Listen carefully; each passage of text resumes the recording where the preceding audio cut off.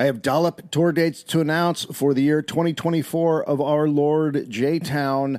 We have our 10th anniversary show coming up in Los Angeles on April 27th. Guests are Karen Kilgariff and James Adomian.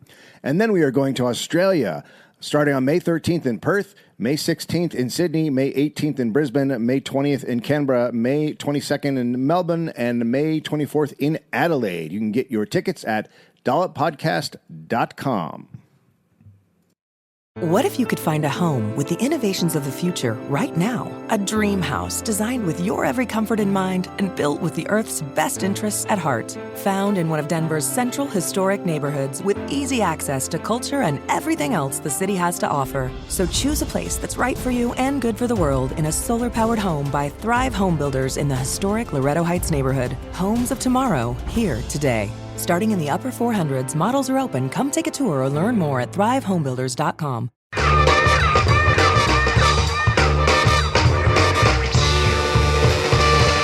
Ladies and gentlemen, welcome to the Arca Bar for the first ever live Dollop podcast in Adelaide. Would you please put your hands together and make some noise for the stars of the Dollop, Dave, Anthony, and Gareth Reynolds!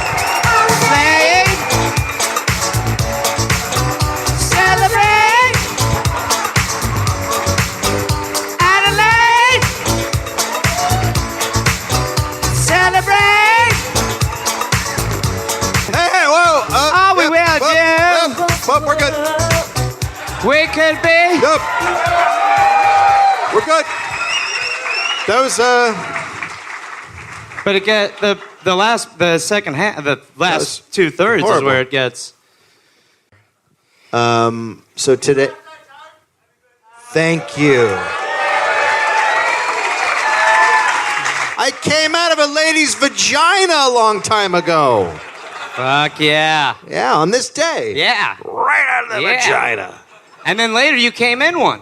I did. Yeah. It's full circle. Yeah. Unbelievable. It's like the Lion King, but... Yep. And I guess it's like the Lion King, actually. Ladies and gentlemen, Justin Hamilton! Please, Hamo, don't hurt him. Hey, I got a balloon. Yeah. Hey, should we get some sandbags so he doesn't... He walked 4 miles today. It's my birthday. I don't want him to float away. Yep. Fuck yeah, that's like a big old gay disco balloon. I was actually going to get about 50 more, but I was scared we'd turn into a live version of Up. Anyway, I have my glasses. I don't know what he said. Extra live version? It was some classic Adelaide polite heckling. Oh, fair. I haven't seen much of your city except for that mile. It's a good mile, though. Yeah. It's a fucking cracking mile, Yeah. mate. I've seen it a couple times. Yeah. My favorite thing was walking past a shop that was closed, and on the outside there was a sign that said, "We will be closed this weekend. I will be in the hospital." Yeah. Yeah, everyone in Adelaide went, "Oh, Gary. Okay, no worries." It's Gareth. Oh, sorry. Oh, my bad. Sorry. That's okay. Yeah. No. You guys, there was a hole inside of you that just was like, thank you. I don't know where I'm at with the name anymore. I used to have one. It wouldn't be a live Dollop without a Gary chant. Even like 3 years from now, people are going to be like, Gary. Yeah. No, but there have been a couple of those where there's like 9 strong and then a bunch of people are like, what's happening? What are we doing? I don't care. No, I think it was in my dream, but... What, you had a dream? Yep, I sure did. June 28th, 1844! By the way, if you don't know, we'll be doing stand-up after the show at the Rhino Room. Yeah. Tickets are still available. What's up, girl? Super weird start. We're going to start in Ireland. Are we? John Boyle O'Reilly. Oh, he was Irish? Yep. John Boyle O'Reilly. Yeah, that's shocking. It is shocking. He sounds very Polish. Yeah. Yeah. He's born in Ireland, 4 miles above the town of Drogheda. Like in the air. Yeah, like he's on the Gulliver's Travel Cloud. Yeah, you know what happened? It was like, way. Hey! I shouldn't have hopped on her stomach. He'll be back. They're always back. They'll always come back. Checking the time. He was born in Douth Castle. Right now, there's some guy in Ireland going, "It's not fucking Douth!" John's father, William David O'Reilly, was the headmaster at the Netterville Institution that was built on the grounds of the Douth Castle. The Neverville? The Netterville. Netterville. Okay, nice. Both of John's parents were known for their literary talent. His mother, Eliza, was very intelligent and hospitable. Although they had 5 daughters and 3 sons, all of whom showed poetic qualities. Wow, that must have been fun around Christmas time, right? Yeah. Just sitting around writing fucking haikus. Yeah. I'm so cold and depressed. Well, they also were like, well, when we're retired, they'll take care of us. Yeah. Lot of money in poetry. Just all... Yeah, kids, like classic kids fighting. My poetries are better than yours. My poetries. I'm gonna wrap this up. We've done our fun. There's some ups, some downs, the glasses. But John had the most poetic talent. Okay. From a young age, he was known to be a brave and good-humored boy. He wasn't easy to anger. Having a good education, he left home at the age of 11 to be an apprentice. 11. I don't know what happened back then. I mean, that's a child. And he's like, "So long, Mom and Dad, I've learned how to add." And then off he fucking went. Yeah. That was it. And rhyme. Yeah. He can add and rhyme. Well, he's like I said, he's a poet. Yeah. He's Everything a he poeter. said. Wait, what is he? Poeter. A poeter. Yeah. A poeter? Right. A poeter. Thank you. He's good at Because he did poetries, yeah. Yeah. He became an apprentice in the printing office of a local paper. The money he earned was given to his family. So this is slavery. Yeah. Sure. Right. A little bit of child slavery. Sure, yeah. After Listen, but you like your clothes, right? I do. Same. I do like me clothes. Same shit. After 4 years, the owner of the paper died. And that was the end of the apprenticeship. Well, he was 17. It was time for No, him he's 15. Oh, Jesus. Yeah. No, I'm talking 17, about the head of the printer. Yeah. Mine was a joke. But Oh, you were making a joke about the age of the guy. yes, people died young. Go ahead.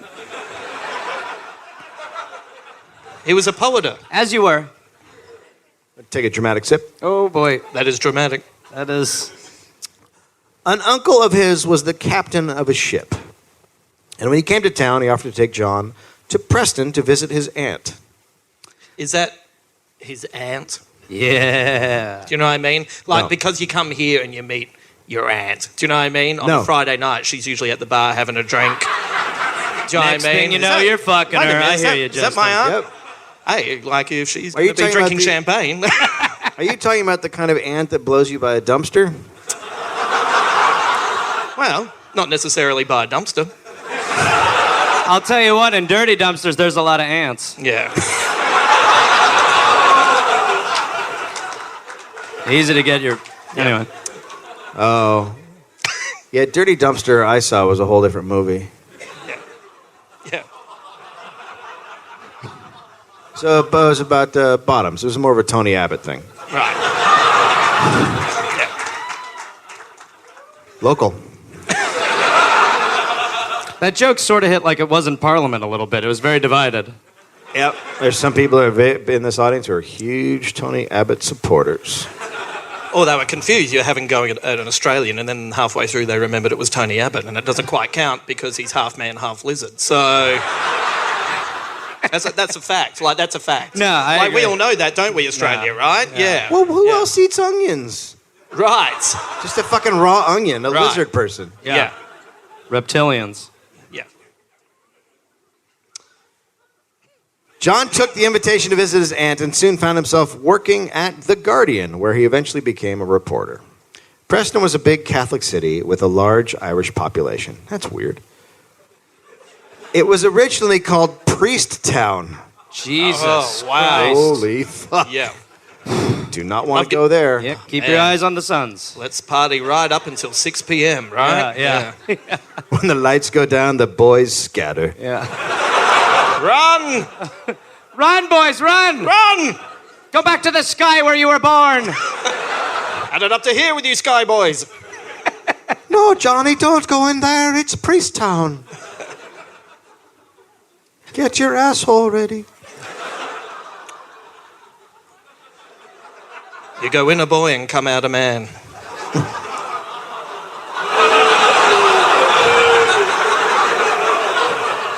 I've got to be honest, I enjoyed the creep of that one. You could also come in a boy and then just go out a man. Yeah.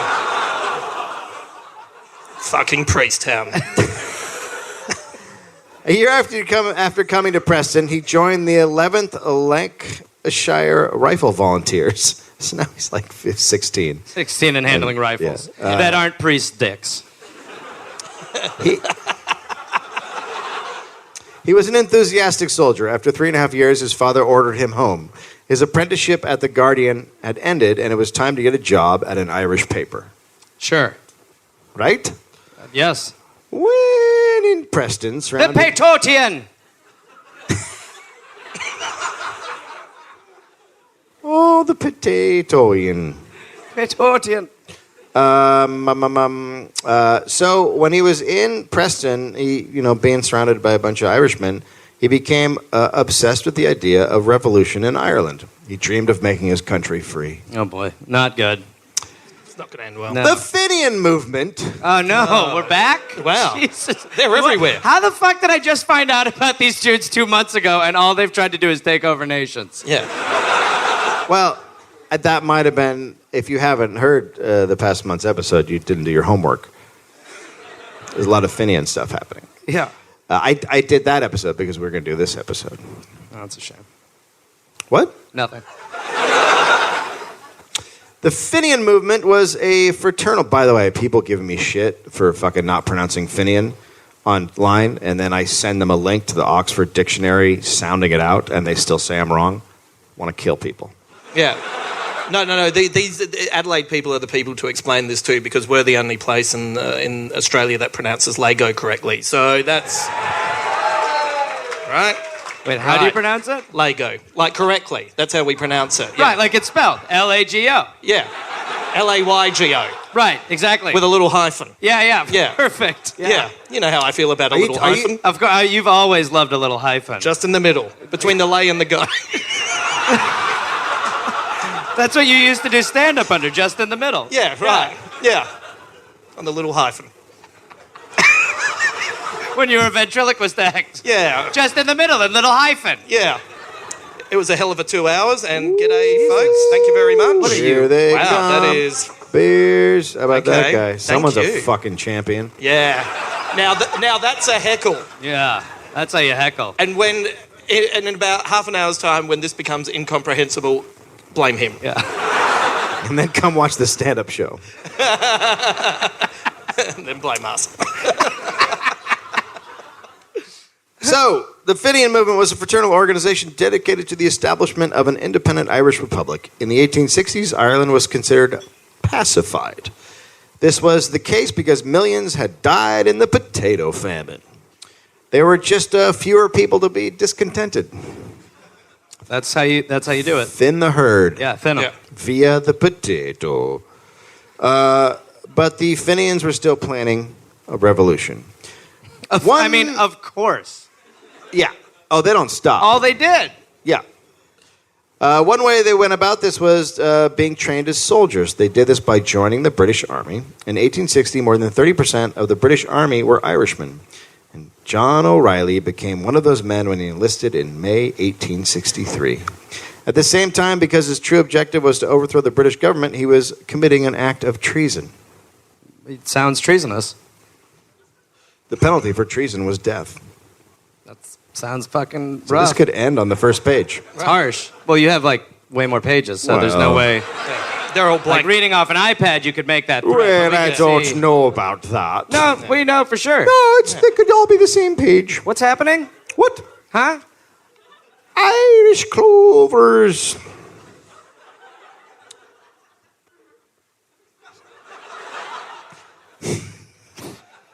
But once the British figured out what was going on, they realized they had a Irish problem. If that Irish problem? Yep. the Irish problem. Yeah. If that many soldiers were Irishmen, then sentencing guilty Fenians to death might have terrible consequences. Meanwhile, 19-year-old John began trying to recruit Irish soldiers into the ranks of Fenians. 19. 19. Yep. And he was good at it because John had a certain something about him. Sure. Well, he was good with poetry. Yeah. He was great with poetums. A personal magnetism that attracted his fellow man to the cause. He was called the Life of the Barracks. The life of the barracks. Man, you want to be that guy. Fuck. The life of the barracks. MVP of the barracks? Oh, Come on. shit. Everything that goes down in the barracks. Fuck yeah. Fuck, man. Barracker. Sometimes he sleeps on the top bunk. Oh, man, he's crazy. Sometimes bottom. Sometimes neither. He doesn't give a fuck. Yeah, this dude. He's the MVP This of the barracks. dude's fucking nuts. He's just drinking potatoes by the fucking gallon. Eating potatoes, drinking them. He doesn't care. Dude. Stuffing him up his ass for a slow release. That's what he's doing. One time. Just one time. One time. But that's why he's the MVP of the barracks. That's why he's unpredictable and we love him.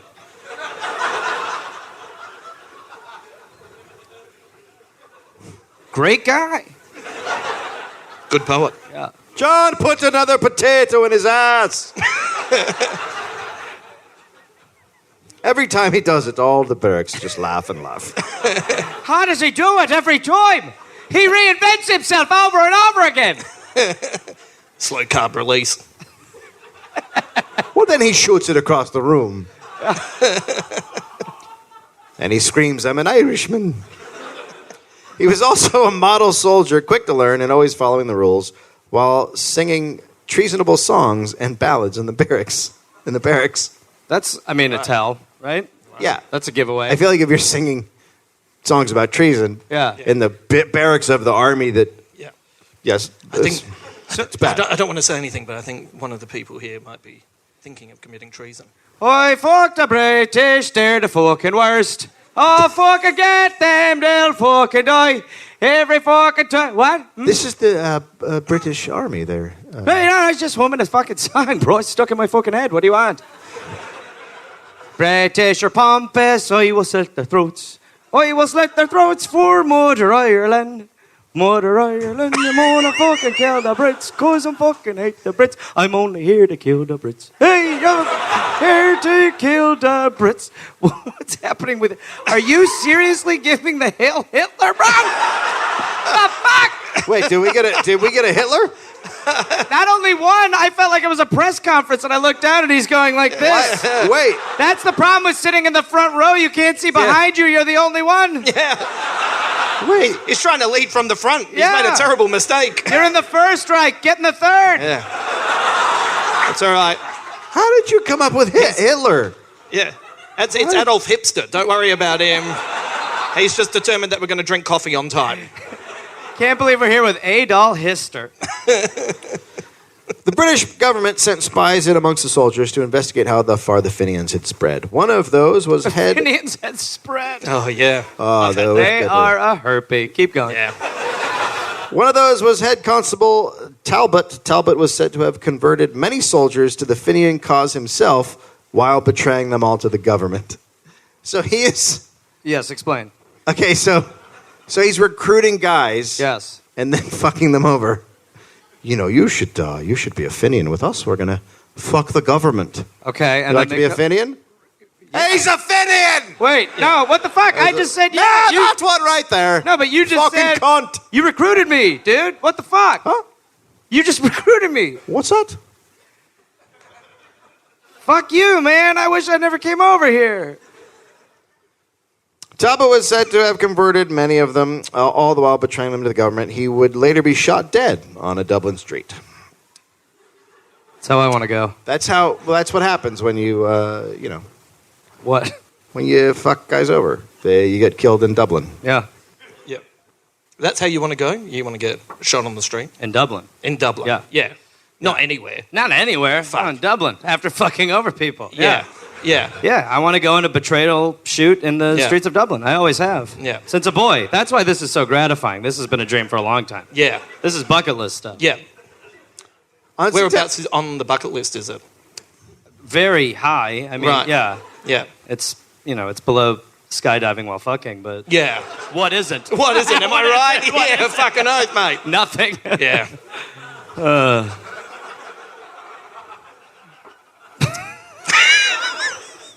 On September 15th, the hammer dropped. The Irish People newspaper was seized. The editors were arrested. This was one of the hearts of the movement.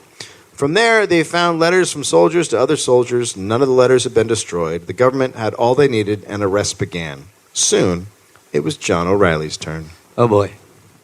They pushed him to inform, but he would not. In his cell, he wrote poetry. Of course. Yeah. He was a poeter. Yeah, no, he was big in the poetisms. Yeah. Huge. Yeah. Sometimes on paper and sometimes on the walls of his cell using a nail. Well, go with paper, always, in that Yeah. situation. I mean, let's think long term. Yeah. There. The poems are just about how fucking horrible it is to do that into concrete. Yeah. Fuck me hands! Oh, this takes forever! Fuck it, it's done! That poem is an H. He was charged with mutiny. Several soldiers testified against him. O'Reilly was convicted of mutiny and sentenced to 20 years in prison. All the Fenian soldiers were branded with the letter D for deserter on their chests. You should totally do an F. Like for Fenian? Yeah. Dublin! Fucking love it! Are you a deserter? No, absolutely not!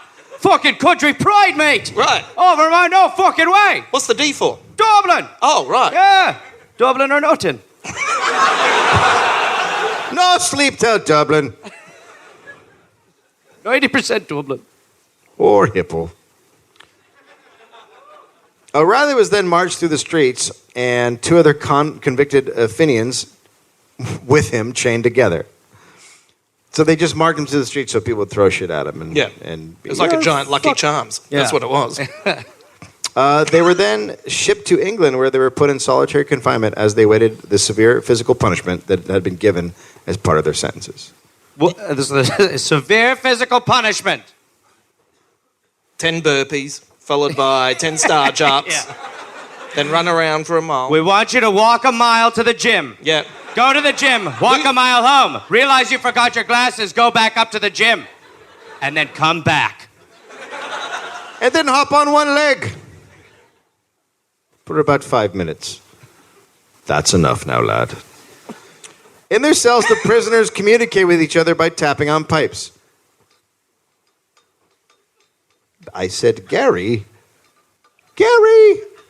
It's fucking Gareth. That's fucking time. Yeah, but it takes longer to tap out the Gareth, so I'm doing Gary. Fuck you, you What tapped it. It takes longer to tap by fucking saying that. So that's way fucking longer than it would just take to say fucking Gareth, you fucking asshole. It's just fucking longer. I'm Fuck trying you, to use... motherfucker. Hey, You can you keep it fucking- down in the cell next door? I'm trying to drink scotch. Oh, shit. We woke up Mickey. Old Miggy. Oh, Mick. Fucking Miggy, mate. So they're tapping on the pipes, and they served their time in solitary confinement. The three were then chained together again and marched back through the city to another prison. They have weird rules, and yeah. There they were put in cells, which just received ventilation from where the bathrooms were. That's like when you sit on the plane in the last row. Yeah. You're like, oh boy. It's a little bit worse. Nah, it sounds like the exact same thing. You can't recline. It's hell on earth. Yeah. It's like a prison. It really is. It is like a prison. Oh, So bullshit. yeah. You gotta sit there for an hour. Takes It's ages for the cart to come It's down. it's Just like prison. prison. It's prison. Whatever they're going through, I've been through it, Yeah. baby. I can relate too. Yeah. I feel like we've done hard time on flights. God damn Yeah, it. Fucking oath. How long it takes to get here? Qantas? It's trapped in the 70s. Yeah. I feel like the guys who were in prison cells right next to the shit rooms had it worse than your little flights. I guess we're saying potato on this one, Dave. Yeah. I don't know what to tell you.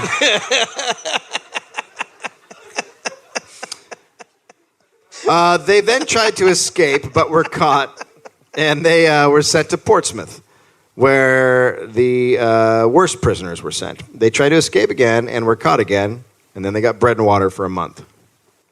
At some point, there's going to be nothing for them to lose anymore. Right. No meat! They were then sent to Dartmoor Prison, which was the worst prison in England. Okay. One of them died the day he was released. The other lived That's a life. fucking tough. Yeah, that's hard. Freedom! It was too much for them. Yep.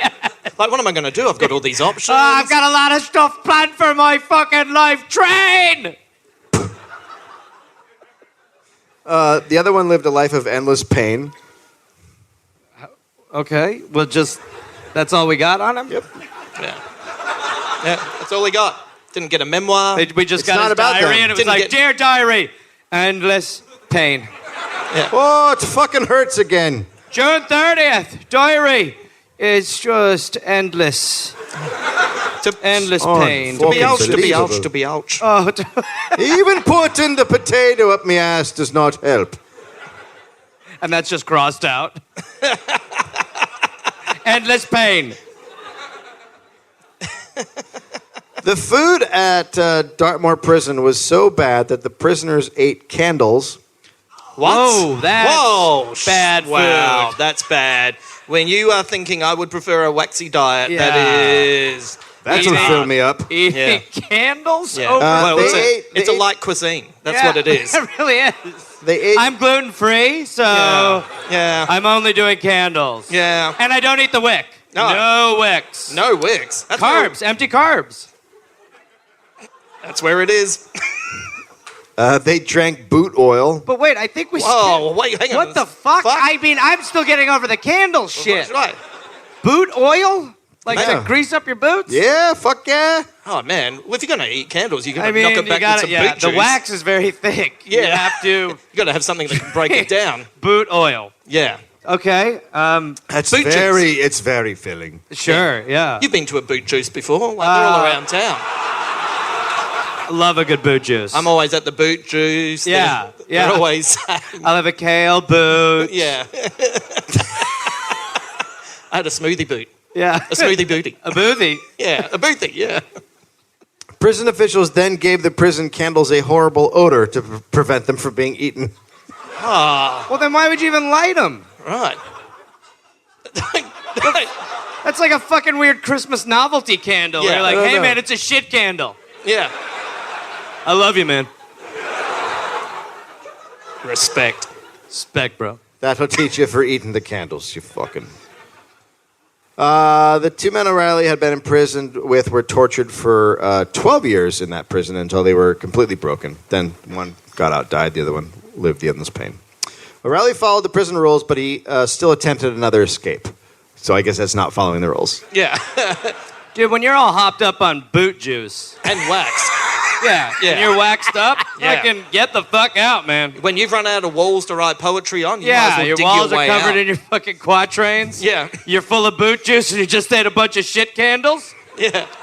Hey, Paddy, I put away a pint of poot juice. Let's go over the fucking wall. Boot juice is like steroids. Yeah. Ah, they're hulks. Ah! I can lift this fucking wall now. They're massive with tiny wicks. That's what's going on.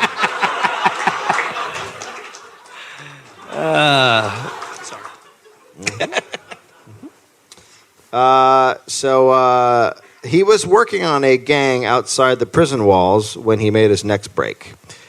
He had made himself a suit out of bedding sheets. Worst superhero ever. I mean, how could you tell Yeah. that it was? Yeah. I am out of turned bedding on, man. sheets? People, he's just walking by. People are like, is that guy with a suit made out of bedding sheets? Yeah. No, I'm the lead singer of the Talking Heads. So when the fog rolled in, he Wait, he made himself what? a suit out of bed. just because Out of he's like, sheets? I want to appear to be a businessman. Yeah. Oh, O'Reilly's the name, Mattress the game. Oh, there's another one trying to sell us sheets. Just move on, mate. Oh, all right, fine. I guess I'll get out of here. Fucking perfect. He farts as he walks past. I go, wait a minute, that smells like boot juice. Oh, Hey! I've been had. Here's how he did it. When the fog rolled in, he hid inside of a drain.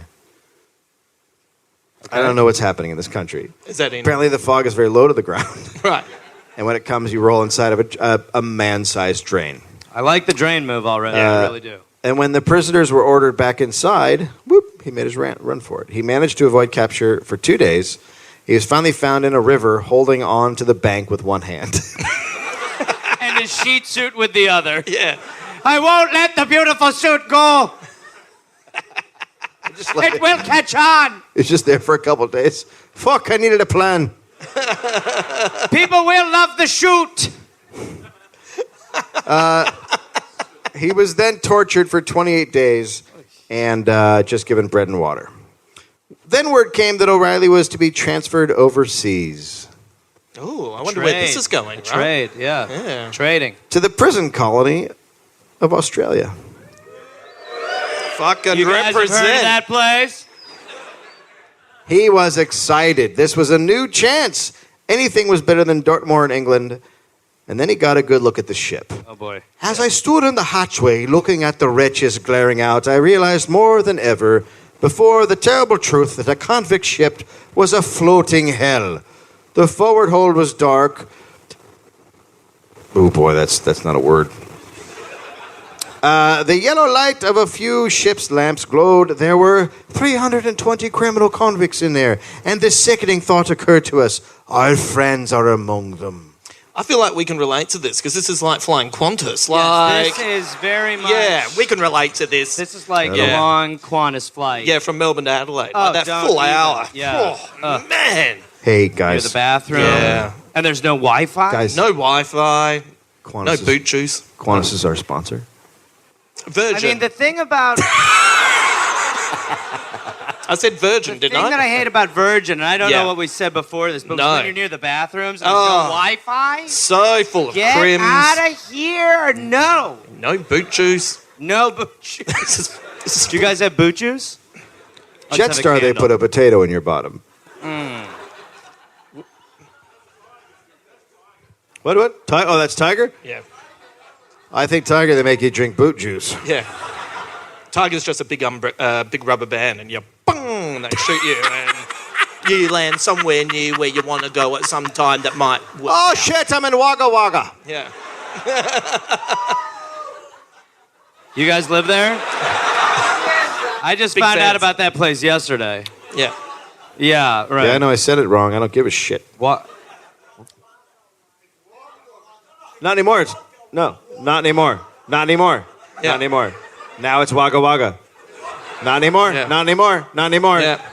You get a podcast, and you can name your town. Yeah. It's his birthday. He'll say it how he fucking wants.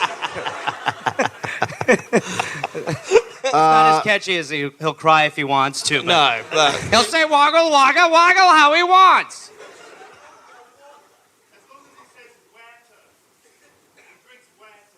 all right. I just heard, in between him saying stuff, I heard a woman going, oh, fuck, don't. They sound like birds in the morning here. Oh, God, birds. Hey, good morning, it's Australia. Yeah. The Yeah. fuck What just the happened? Fuck. Yeah. The fuck is Jesus happening? Christ. Yeah. Huh? Yeah. That thing flies? What the fuck is happening? Yeah.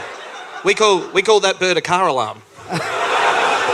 Fucking. I was wondering what they were. Yeah. How you guys do it? Yeah.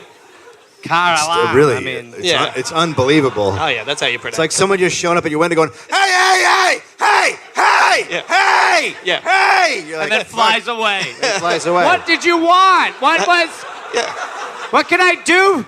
Yeah. Stop! That is also a representation of Australians in LA. Hi, hi, hi, hi. So his friends were on the ship, and one called out to him. It was a man named Keating. The Fenians had secured their own room apart from the criminals.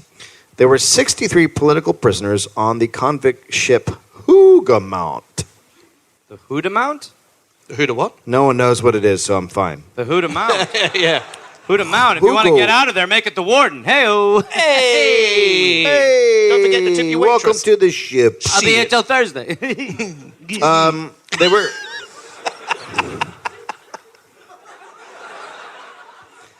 They were the first political prisoners sent to Australia since the Irish uprising of 1848.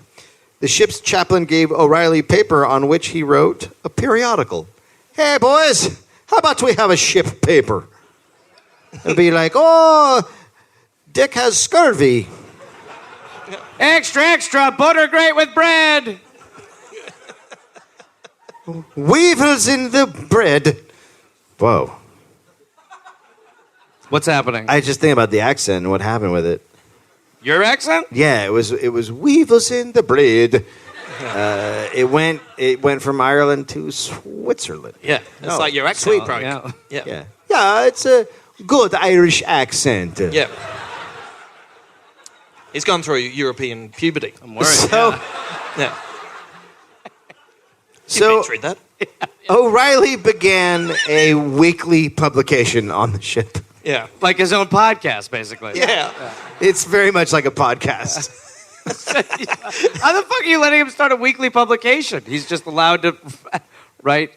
Well, he wouldn't. It's not like he would distribute it like a bunch of different. Well, he would just Still. every week he would write up the news of the ship and then he would read it to everybody. Oh, okay. I thought he would write it like 340 times. Be like, fuck, this Oh, job fuck me. is killing me. Jesus I Christ! am. Yes, Patrick has scurvy. Yeah. What the fuck do you want from me? Yeah. So he'd read it to him and they'd all be like, "Oh, the news is fucking fascinating." Well, this paper is really fair and balanced. It would be good to get the information because he's, I've heard Terry has scurvy. Yeah, Terry has scurvy. Let me confirm it. Terry, do you have scurvy? Oh, yeah, done. Terry's confirmed that he has scurvy. But everyone's there, so everyone... Under the headline "Scurvy," 4 names. It's just like he had the most Twitter followers. Yeah. Thank you. There was a punishment cell on the ship for those who didn't behave. It's the prison. Their unruly convicts were tied up and flogged every morning. This flogging shit. Yeah. Just flogging it. Yeah. They love flogging in Britain and in Australia. Well, you're on a fucking boat. What else are you going to do? You might I don't as well think just we- flog it. Just flog. I don't in American history. I don't hear a lot about flogging. We do a lot of flogging. Nah, over there. Well, we It's all have about the right flogging. to bear arms. So, Right. I think it worked out better for our country, but, good luck, you guys. But if you had more flogging, you wouldn't be so tense and you wouldn't be shooting off all the time. Hang on. Justin. What do you think flogging means? Justin, we've got it under control. Oh, sorry. My bad. Okay, I get it, yeah. But trust me, we're doing a good, fine... This Oh, one my has- God. You okay? This one has like a caramel center. What the fuck's happening? Oh, sorry. He's having a biscuit break. I got distracted by the cookies. Yeah. They arrived in Fremantle on January 10th, 1898. Turned up. We're felt free! embarrassed. Mantle. Turned up embarrassed. No one had white pants. It was disgusting. Sorry, that was an in-joke from earlier. He got off the boat and he was like, "Where are the quokkas?" There they were read the rules, and O'Reilly noticed that the punishment for many offenses was death. Jesus. Wow. Okay, so first rule, don't escape. Second rule, don't fucking look at me. Third rule, don't look at the quokkas. Fourth rule, fuck off. All punishable by death. Also, if you die, punishable by death. Yeah. Oh, wait, we're in Australia now. Also, if you die, I don't... punishable by death. That was good. Yeah. That was good. Yeah. But this is early on, so it would probably lilt in and out because of Right. the Australian accents. That's you know, right. It's And by the way, it's Lego. yeah, with a little hyphen Lego. With a little hyphen. right in the middle. Right in the middle. You know how I like it. Yeah, you know where I like it, right in the middle. Yeah. What are you doing? Huh? Why are there? You know how why are Nazis there get. glasses rolling around at your feet? Yeah, it's Adolf Hipster. I told you about that before. Well, put them. I know, but you don't roll them around like an animal. Put them down. Yeah. No, He's that's trying to not- catch you don't himself. roll them around with your feet. We're fucking adults Dave, here. relax. Yeah. Dave, a Jewish This wedding isn't one might of your bring rock yeah. and roll shows. This is a fucking gentleman's podcast. Oh, boy. Yeah. But this is how Adelaide men find mates. What they do is they leave them there, they way and quickly get them and marry them, and before they escape to someone who lives interstate. Your customs are foreign to me. Yeah.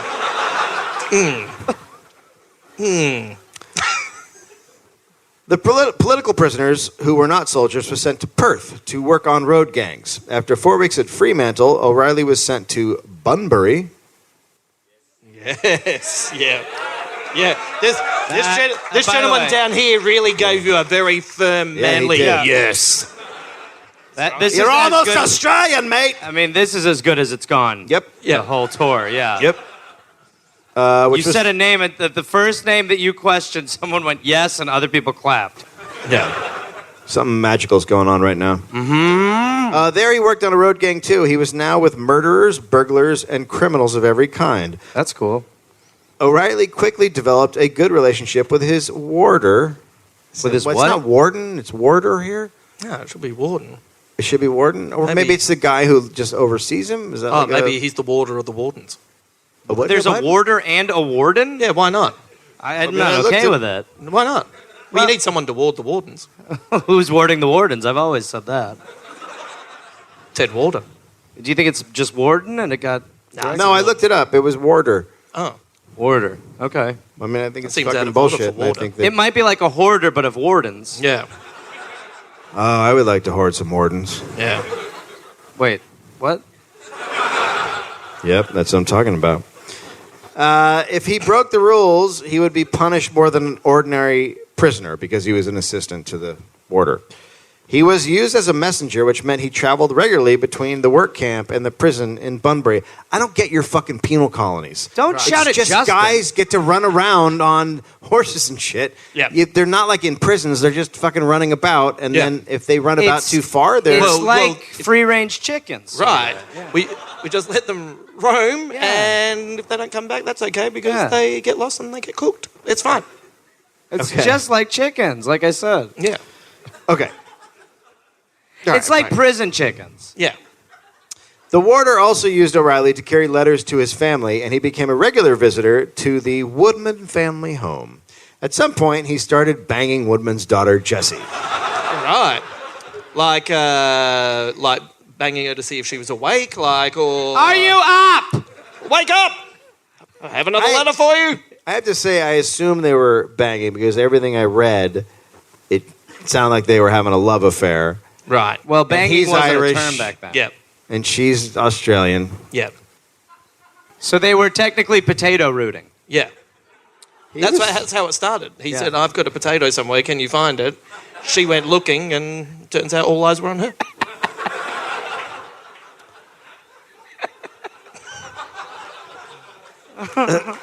So then she broke up with him. Why? Oh, she found the potato. Game was over. Bring in the next contestant. I didn't know. I thought there was something wrong with my hair. It's because I keep touching the balloon. Officer. I was like, what is wrong with my hair? You have a cocaine balloon above you. Somehow a balloon snorted cocaine. Yeah. So after that, he wrote poetry about the breakup. Oh, here we go. Well, good thing he had those skills. On the 27th of December, 1868. Look, I did one of your little, the way you guys do dates in the rest of the world. O'Reilly attempted suicide by cutting the veins of his left arm. Right. So he's like, I really liked her. Yeah. Let's bleed out. He collapsed from a loss of blood and was found by another convict who saved his life. That's nice. Yeah, I like sweet. to see that. Yeah. There's good stories on your island, too. like He told the priest he couldn't go on like this, and he knew he wouldn't make it in the bush if he tried to escape. He'd die of thirst or starvation. Father Patrick McCabe had been in Australia for 15 years. He would ride from camp to camp on his horse, ministering to the convicts. Over the years he was there, O'Reilly had become friends with the priest. He told the priest his plans to escape from Australia, but McCabe said it would be suicide. He then said, don't think on that again. Let me think out a plan for ye. You'll hear from me before long. So he's got a priest in his corner. Yeah. Right. Yeah. That's from But also, if he says he's leaving there, that would be suicide. He just tried to commit suicide. Don't Right. worry about it. Okay, just doing a little fact checking on the side here. It seems like it's like someone's just avoided that fate, and then you're trying to push them back towards it. Like it's a tough one. You know, I'm not the guy you want to talk to in a situation like that. I've always said that. You know? It says that on your OkCupid site. Yeah. Don't talk to me if you're feeling a bit. Okay, suicide. Yeah. It's got dark here in here, huh? Right. Got to be careful getting a hook up on that one. Yeah. I got a match. Catch you later. One day, O'Reilly was approached by a friend of the priest named McGuire. Sure. McGuire said in 3 months, whaling ships would come, and he would get O'Reilly on one of the ships. Okay. When February came, sure enough, McGuire said a whaling ship called Vigilant would take him. McGuire arranged all the details. O'Reilly got a pair of shoes that were not convict shoes, so the trackers couldn't easily trace him. So there were specific shoes for convicts. Yep. Convict shoes. So all you had to do was switch shoes, and you were a leg up, pardon the pun, on getting caught. If you get different shoes, you're fucking free, baby. Yeah, they were hard to get. An amazing time. If you swap from shoes to thongs, you're a free man. Yep. Well, but then you're a bogan. Yeah. A free bogan. Yeah. Like the chickens. They're allowed to roam. Yeah. What the fuck did convict shoes look like? They have big arrows on them. Yeah. On the bottom. Yeah. They don't, do they? They point which direction you're going, so then they can track you. Yeah. But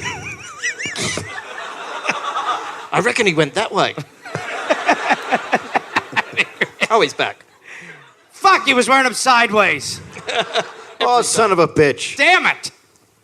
And that was the story, the beginning of the story of Sideways Foot Timmy the Bushman. Yeah, it's a good story. Yep, thank you. So he gets the shoes at 7 o'clock on the night of the escape. He got a new pair of shoes and he's free now. Yeah, that's it. All he Oh, needed. look at those. I'm gonna be on free, man. Gonna be on the fucking run now. Oh, perfect. So the warden went on his rounds, and O'Reilly was in his hut. Moments later, another convict came by to borrow some tobacco. Sure. But he wouldn't leave. He just kept yammering. And O'Reilly's supposed to be making a break for him. Yeah. He started so he's going. like, all right, well, it's great to hear that things are fucking tense. Anyway, I am fucking beat. I am exhausted. So, Oi, maybe we turn in. What's going on with your shoes? Oh, these, I went on Amazon and, sorry, I went to the Amazon and, someone traded, I just get, these are fucking, who cares? Hey, I missed the convict shoes, Anyway, I am exhausted. Woo! You should go. Woo. You should get the fuck out of here. You should. I'm about to pass the fuck out. You're still hanging around, and I'm telling you to go. Woo! Woo! Probably gonna pass out now. So, you still here, yeah? I've heard you're a great poet. Yeah, no, got lots of... Do you have any poetry? Nope, nothing. That's, on the cell. You can read the cell tomorrow. Actually, tonight, what I'll do is I'll have a cat nap and then I'll work on a bunch of them. Come back tomorrow. But for now, go. Go. I'm being super clear. Leave. I am... Should we have a cigarette before we go? No, I'm just thinking of quitting. I really am. I feel like, lung capacity-wise, it's just really eating me up when I'm going for runs. So why are you going for runs? Well, it doesn't matter why I'm going for runs, but you should go. And you should leave. I am tired. So, wrap it up. Don't have to go home, but you can't stay in this cell. It's 4:30 p.m. Yeah, I'm jet-lagged. I don't know what it is. I am just... God, it is on top of me, so get the fuck out if you're you. I brought you a potato. Well, listen, I'm actually stuffed right now, so...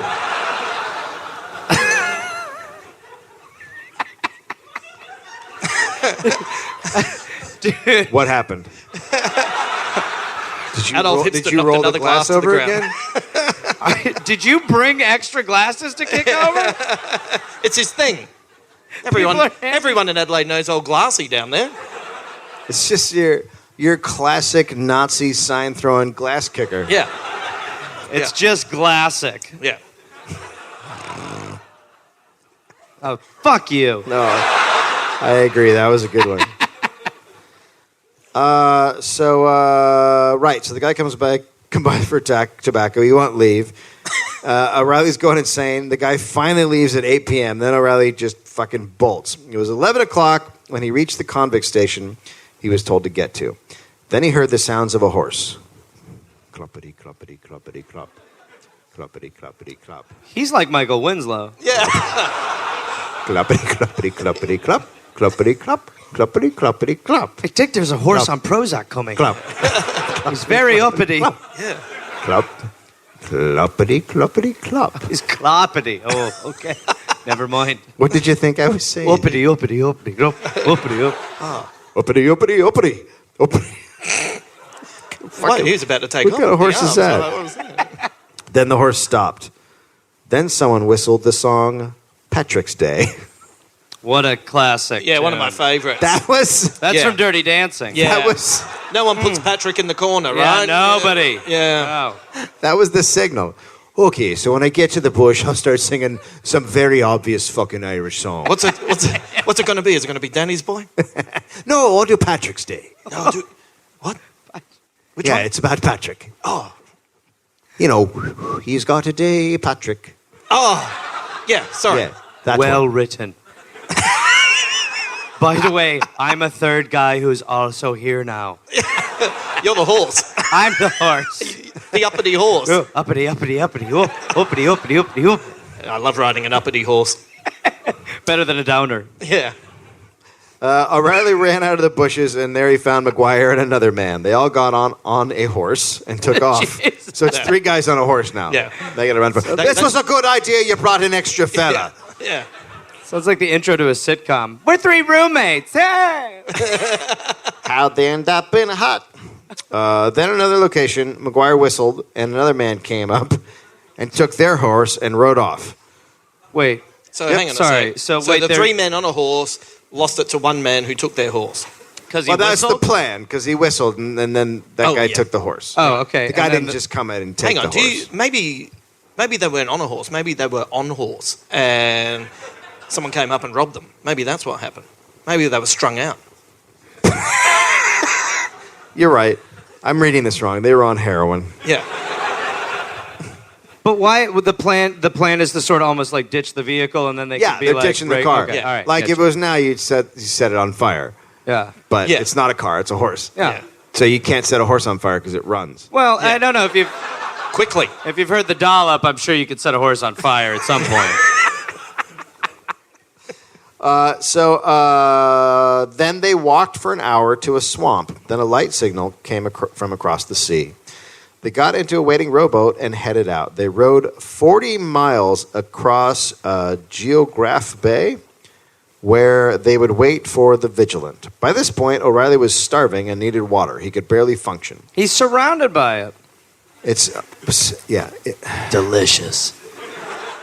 The others left him to go to a nearby home. When they didn't come back for hours, he remembered that the natives he had heard would kill an animal when they couldn't find water. So he looked around for a tree and found one with possum marks. Then he found the possum in the tree, grabbed it, and smashed its head against the trunk. It was true. Fresh meat was a good substitute for water. So he drank a possum. Right. Just knock the head off, knock it back. Yeah.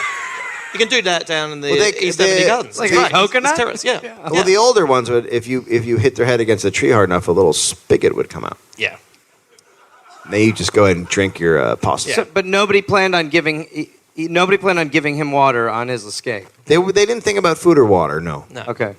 Interesting. But they had the A lot of shoes. people whistling in bushes and shit. You Yeah. think that some guy'd be like, Yeah. here you go, hydrate. Nope. Nope. Okay. It's not cool. that kind of escape. Good to know. Just drink a possum.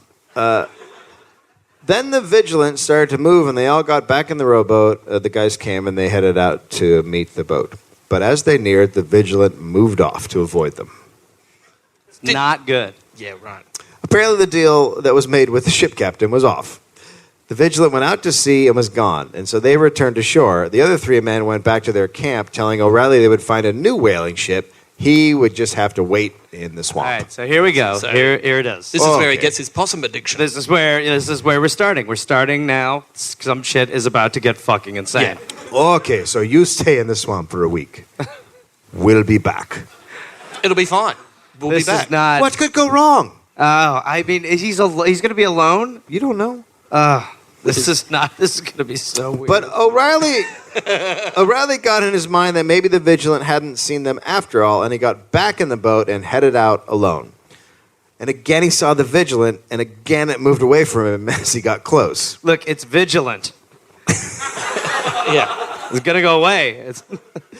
He rowed back to shore, and he was now exhausted. And then he went to the cabin of the man who was nearby, and who was now in on the plan, and he slept for 5 days. 5 days? He was fucking tired. Yeah. You drink a possum, you row a boat, you fucking sleep. Yeah. That dude whose house he slept in was like, Jesus Christ, dude. Said you want to fucking take a nap 4 days ago. That's my bed, bro. Let's roll. What? Get out. No, I'm good. I'm You're having not a nap. technically sleeping. No, you're not. No, I'm taking a nap. Thank you. You have your accent sometimes, and then others. It's because it's the start of the Australian accent. So Right. it comes Oh, in and it's out. how Yeah, yeah. McGuire showed up. McGuire's back. There was a new ship who agreed to take O'Reilly, but with one little hiccup. A horrible convict, one of the worst in the penal colony, had discovered the plan and demanded to be brought along. So, off they went with Beaumont, the world's biggest douchebag. Wait a minute. Did you just use the word Beaumont in Adelaide? What does that mean? What is Yes. Beaumont? Too soon, right? Too soon. Who's Beaumont? Oh man. What's Beaumont? Should I tell them about the boat? Well, we had the Beaumont children disappeared about 4 decades ago, and yeah. we still haven't gotten over. No, I know. it. That and the So- Somerton man. Fucking Yeah. relax, everybody. Oh, okay. Whoa, you guys got a little bit upset about the Somerton Yeah, man. you can do creative murder at TAFE here in Adelaide. So Yeah. it's 3 months. It's great. Are we ever going to find him? I mean, I just found out about him, but I'm invested. Yeah. Well, maybe after the Rhino Room gig, we should go looking. I know where we can get some 10:30 possums. tonight. Instead of quokkas, let's Oh, find the him. Beaumonts. Let's find him. All right. So Beaumont's with them. They quickly rowed out to the new whaler, the Gazette, and were brought on board. O'Reilly was off the colony. Okay, but he's with it, the world's biggest douchebag. Yep. But word was out of the two escaped convicts. Ships were being searched. The Gazette was boarded on the island of Roderick. There, a crew member who was tired of Beaumont turned him in, and he was taken away. Right. Oh, that's it. As he left the ship, Beaumont looked at O'Reilly and said, "Goodbye, shipmate." O'Reilly then knew Beaumont was going to make a deal and snitch on him. So, he and the ship's mate's first captain came up with a plan. Oh, boy. He'd hide in a big trunk in the kitchen after pretending to throw himself overboard.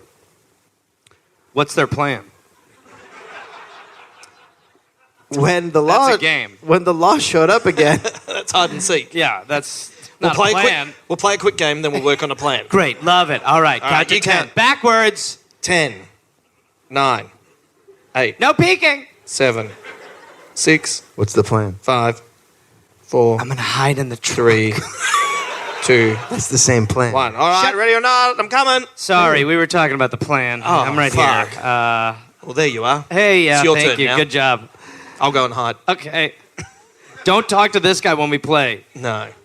So, remember, he's going to fake throw himself overboard. So So he has to physically fake throw himself overboard? when the authorities showed That's up, a yes. You know what he did? He had a microphone. He threw a rock and he just went, "Ah." well, he pretended to. He threw something overboard that was heavy, Yeah. What? and his His and book then of he poetry. and then he On a brick. and then he threw his hat in the water. Oh, yeah. Oh, all right. Well, His story- because it's performance art and he wants to make some money. Sure, yeah. So when the authorities showed up again, all the crew were pointing at his hat, Look, he's fucking dead. There's a hat. And he made He's 3 dead. shillings. He's for sure dead. He had a noise. And the crew was so upset that the authorities believed it and left. It's a fucking hat in the water. Yeah. They bought the old hat in the water trick. Yeah. That is Like, a you great need trick. different shoes to not be a convict, Yeah. and you just throw a hat overboard. Simple times. The ship sailed off and O'Reilly was safe. Hereth ended the I lesson. mean, amazing. I mean, threw a hat. he did a fucking hat in the water. They fucking fell for it. God, the police were great back then. It's way worse now. So O'Reilly then switched ships. The captain of the Gazette gave O'Reilly all his money he had on board and told him to return it when he got to America. Uh-huh. Oh, yeah, sure I will. Yeah, you Oh, betcha. absolutely. You know I'm good for it. Yeah. You can What's fucking mine? trust me. Yeah, no, you know give who me all. he's the ancestor of? A certain dude who said he'll pay for the gym when he fucking gets back.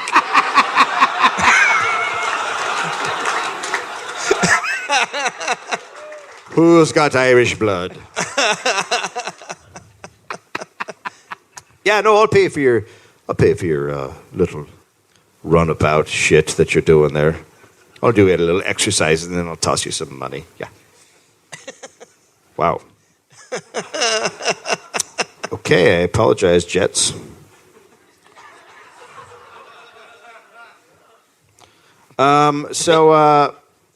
Where am I? Okay, switches ships, gets the cash. O'Reilly went off and he went to America, where he did send the guy some money, sort of. He actually published a book of poems, and he dedicated it to the guy, but the guy was already dead. The captain who gave him all That's the as money. good as money. Yeah. Getting a book dedicated to you after you die. Yeah. It took O'Reilly 4 ships to make it to America. He landed in Philadelphia in November of 1869, 2 years after getting off of the penal colony. Jesus. He immediately put in papers to become a U.S. citizen. Oh, yeah. Be prideful of that. Though he didn't know anyone, the Fenians knew who he was. He went to New York, where more Fenians greeted him. They asked him to give a lecture at Cooper Institute. Over 2,000 people were there to hear his story. Holy shit. He's a fucking hero. He escaped from the shitbag island. How were the Fenians across that? Like, did they have the internet? Like, what is going on with those guys? True. Oh, there's a lot of talking. Right. They go wisp, wisp, wisp, wisp, wisp, wisp. A lot of that. Yeah. Well, They all know they are Fenians, so they're like a little secret society. So there's a lot of talking about people and who's a star and who's not a star. There might have just been a really long pipe that they were, like, tapping tick, through. tick, tick, tick, tick, tick. Yeah. Tippity tap tap tap. So then he went to Boston in 1870. He got a job as a writer for a paper called The Pilot. It was a weekly Irish paper that covered all things Irish. He also found he already had made a name for himself there, and he gave another lecture in front of a huge crowd on England's political prisoners. Yeah. Yeah. Fuck yeah. About time. Finally. Fucking hell. Someone. Shit. Yeah. He continued to lecture and write poetry as well as for the paper. He covered things like the Bloody Orange riots in New York between Catholics and Protestant Irish Wait, is immigrants. that an orange riot or a bloody orange riot? It's a bloody orange. Yeah, it's just Sorry, about. It's but about this bloody is going to be oranges. a who's on for. It No, is it's about not, blood. It's not about Protestants and Catholics. It's when Protestant and Catholics rioted over blood oranges. Okay, so it's not somebody just be like bloody oranges. No, it was This is just a regular orange, sir. the fuck They're it is. It's red on the inside. Oh, I get it. And then Right, thump thump. right. Then there was murder. Sure. So he was becoming increasingly conservative, but he was becoming a huge celebrity. He championed the spirit. He's like Donald Trump. He is like Donald Trump. Yeah. Has a quokka stuck to his head. Yeah. Don't move or you're fired.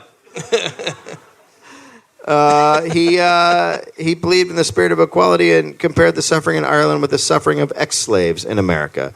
He used the paper to call for brotherhood across religious and racial lines. Okay. Quote, the pilot was to be the voice of all who yearn to be free, no matter what their race, color, creed, or former condition be.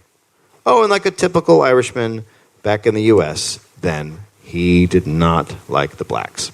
Wait, sorry, What? but didn't What? he just say? Well, What did equality he just to say? He equality just said- to a fucking point. Yeah, but he All right. But he Let's not literally- get weird now. He literally Right. equated it to slavery. Yeah. Well, okay, I've made some points, and now make it another one. I've heard one point, It was...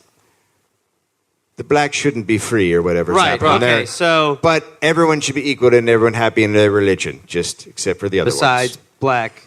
Right, not them. All the other ones. Besides black people. Happy. So just different versions of white should be equal. That's, yes, okay. Right. Now we're making points. No, okay, great. Good to talk to you. So I am for total freedom. Yeah. Well, but for Right, everyone or for No, not them. The others. them being... Yeah. Well, Okay, all right. He likes the rap, but only when Vanilla Ice does it. Oh, he's got some mad flows. See? Tough to hear. That is... Yeah. You can build a fucking house, too. No one knows that that's what Vanilla Ice does now. He builds houses? It's a reality show. He builds houses. Made of glass. Think about it. He didn't hate the blacks. He just didn't want them to be citizens. Right. So they can run about in the country, but just not like everybody else. Who's with me? O'Reilly was also building up I know one guy in the crowd who is. Ooh. The fellow who's rolling about on his drinking glasses. He built up a manly reputation. He boxed John L. Sullivan and often took part in sporting events. Within a few years, he was on top of the heap in Boston. He was considered a great spokesman, an athlete, and a political activist. He was friends with not just politicians of Boston, but also great literary minds. He counted President Grover Cleveland as one of his friends, as well as Cardinal Gibbons, who was head of the Catholic Church in the U.S., and he was president of both the Boston Press Club and the Literary Club, and both on the top rung and the bottom rung of the ladder loved John O'Reilly. So he's the fucking shit. Everybody right now. likes him. Everybody likes John O'Reilly. Except the blacks. Except the blacks. Right. But they are... What's going on over there, gentlemen? Was that like a bad heckle? Yeah. Okay. We love microphones. Oh, shit. The first time a Dollop's been heckled. Okay, so the lower classes appreciated him because of his writing. All that time in prison had given him time to work on his literary skills. He specialized in simple couplets that would call for freedom against tyranny. They were very popular. So it's just okay. He would do it all like sounds very normal. He would do like a "fuck the king" and "let's go," and everybody like, "That's amazing." And he also fuck black people. John O'Reilly. Yeah. he was kind of like He was the Andrew Bolt of back then. he was commissioned to write a poem for the Pilgrim Monument at Plymouth Rock. Yeah. Right? He was also married and started cranking out children. And one day, O'Reilly was walking down a street in Boston when he happened upon a starving homeless man. So a homeless man. There's those homeless people that Fair. eat well. I'm stuffed. Spare Yeah. change? My God. Yeah. No more food for me. Yeah. Things are good. I need these dollars for heroin. I'm eating Things too much. are Putting on good. too much here. The homeless man was one of two Irish soldiers who had testified against O'Reilly. Oh, The shit. testimony that destroyed his life. Shit has gotten real. So that. So I'm guessing he's like really cool about it. Yeah. Right. Handles it like a pro. The man... I understand. The man... I get you.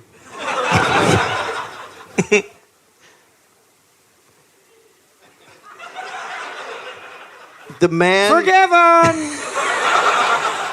The man was despised and shunned by his fellow soldiers, both English and Irish, after the trial. His life in the military became unbearable, so he deserted, and he fled to America, hoping to start over again. But the story of his deceit against O'Reilly followed him. The Fenians in America put the word out to avoid helping him. Now no one in America would help him. He was starving and living on the streets. But O'Reilly wasn't angry. Instead, he pitied the man and gave him money to help pay his way to another city, hoping he could start anew. Isn't he a sweetie? You guys feel that, right? Yeah. It's a real emotional tale. In 1870, the British government granted conditional parole to the political convicts in Australia. They were released but not taken back to Ireland. They were now just free in Australia. They then had to figure out their own way back to Ireland. Okay. And many to America. But 8 civilians and 15 military prisoners were not given amnesty. One of them tried to escape but was caught on a ship and given 3 years hard labor. The amnesty was also extended to some Fenian prisoners in Ireland, including John Devoy. Yeah. John Devoy was the man who organized the treason that infected the British Army. Soon after his release, he came to O'Reilly. He wanted to get the Fenians out of Fremantle. Okay. What? That's usually when you say something. Sorry. Worried about those guys. I don't know. You guys okay?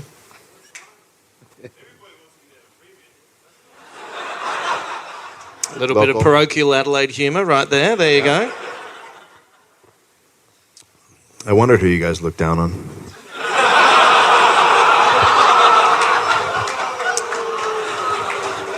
You know what? That was fair. Yeah. You have to admit that. It goes all the way up to Karratha. Like, everyone shits on everyone, and you get to Karratha and you say to people in Karratha, who do you shit on? Like, what's Shitsville around here? And they go, you're in it. So it starts at Karratha and works its way up and lands in Sydney, and then, you know, Sydney competes with LA and blah, blah, blah. I've toured this country a lot. I know what's going on. Oh, boy. Devoy wanted to go into Fremantle by force and shoot their way in and out. But that, I'm sorry, I think someone just threw up. But, Yep. Yeah, that was quite Either that or someone fingered a mouse. That's that what it was- sounded like. Someone did finger a mouse. Yeah. There's no other way that noise happens. Yeah, right. Well, you just put cheese on one hand, and then Yeah. it's a no-brainer to just Then jack it in. Then there's a bit of the return services, am I right? Yeah. Okay, so he's got a great plan. Yeah, shoot it. An airtight plan, which is to shoot in. Yep. It's the new throw the hat in the water. Yeah. O'Reilly thought shooting their way in and out of Fremantle was a bad idea. He Why? came up with a better plan. Yeah. Throw your hat in the water. That'll do it. Yeah. Open a shoe store. Shoot at that. To do it, they had to reach out to all Fenians in America and gather a large amount of money. And the Fenians gave it without whispering the plan to anyone. The plan was to buy a ship, man her with a Fenian crew who did not fear death or imprisonment, sail to Western Australia, and rescue their brothers from captivity. This would cost $20,000. O'Reilly proposed... Kickstarter. If you put in 100, you get new shoes.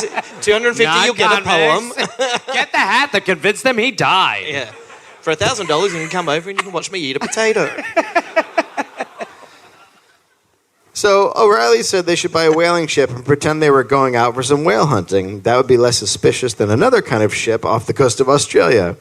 He then asked around, and one of the captains, Hathaway, who had helped him escape from Australia, jumped at the chance. Sure.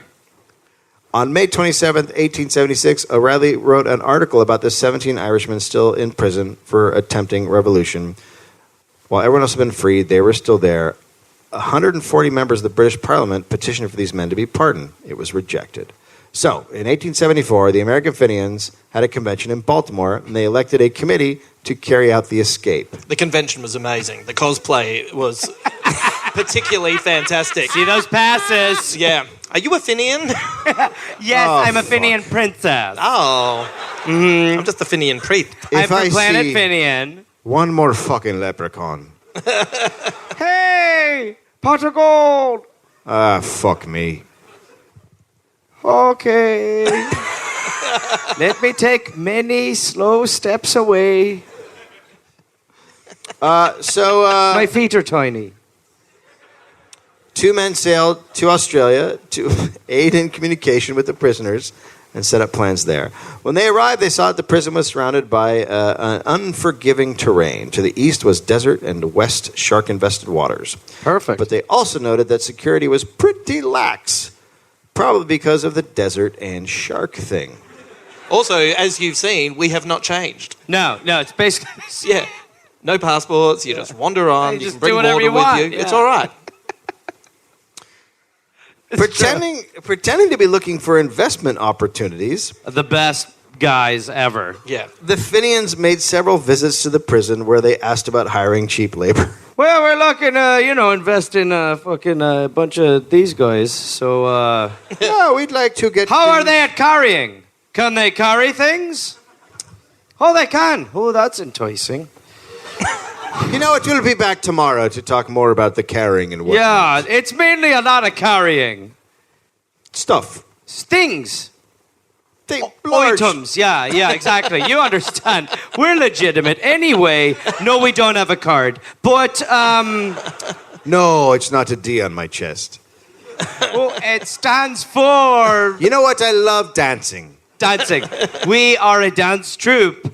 We actually love to do it in the river, but we'll come back at another... We should be going. Yep, we're businessmen. Yes, for Hello. sure. And anyone who says the opposite is not. We are businessmen, so... Okay. On one of those visits, a message was given to the Finian. So they actually kept going back until they were able to get a message to one of the prisoners. Perfect. Because that's how fucking stupid Because everything is. yes. Exactly. So now the Finians know rescue is in the works, and they should avoid solitary confinement, and so they can run for it any time. It's interesting that now they know to avoid solitary confinement. Beforehand. Most people just know that. Two other men from Ireland, totally independent and without knowledge of the American plan, showed up to break their fellow prisoners. Right. What are the odds? Like, no one comes to save you, then everyone comes to save Gosh. you. Just two It's a Irish disaster. guys from Ireland that are like, let's go get the boys When out. it rains, it pours. There's two of us in a little rowboat. Let's do this. So they show up, Yeah. and first they were suspected of being British spies by the Finians, and then they were like, oh, you're Finians. Hello. That was a fun evaluation, too. Yeah. And they had $5,000 with them. So that now it's 25 in the pot. These guys also had $5K. Okay. Yeah. So whatever plan they were going to hatch. This They does didn't have feel one. more and more like Kickstarter. They learned of the American plan and they were like, let's do that. So their job would be to cut the telegraph wires from Fremantle to Perth during the escape so it couldn't be reported. In America, the ship Catalpe was bought by the Finians. It left New Bedford in April 1875. It was commanded by Captain Anthony. What's up? The story just got fucking good, right? Shit just got real. He was known for calling everyone a cunt and blocking them. Cheery ho. Captain Anthony. Maybe you shouldn't have said, put your shit in the cloud. Go fuck yourself. You know, I was born in a cloud. Blocked. But why? Hey! One guy messaged me on Twitter and he goes, it wasn't that bad, was it? Yep. Then I blocked him on Twitter. Look, I have some stuff to work out with my dad. Oh, yeah, so do I. Yeah. My dad's somewhere around here. Hey, guys, you can't block feelings from your heart. Are you sure? No, I can't. Yeah, Yeah, you I can you too. can. Yeah, I actually. can. Yeah, I've been doing that I'm for a also, while. Yeah, sorry. Yeah, I haven't felt anything in years. Oh, God. I call it scotch. Anthony was a Irish Protestant who had been convinced to take part because he thought the men were being wrongly held. Right. So now he's just like, I'm fucking Irish. Yeah. Who cares if I'm Protestant or Catholic? Let's get your boys out. So Anthony's a hero in this story to you. Fuck Yeah. yes, he Yeah. is. Yeah. You're What, not you biased. shitting me? You're not biased. Look at me. Yeah. Anthony was the glue. Yeah. The He's got all fucking Liam glue. Neeson. Yeah, That's what's exactly. happened. Yeah, yeah. I'm coming for you. Wait. Put on the white pants. And wear the right shoes. Finian, listen very carefully to me. Get out of the cosplay. You're going to hear a horse. And then You're going to hear someone sing a song. It's going to be Irish. Patrick's Day. it'll be a whistle. And get on the horse with a couple of guys. There'll be too many people for the horse. If you're thirsty, eat possum. Just knock off the head. Drink the possum. I'm coming for you. I'm coming on you. Like a gallon of water inside of it. Oh, you started it, motherfucker.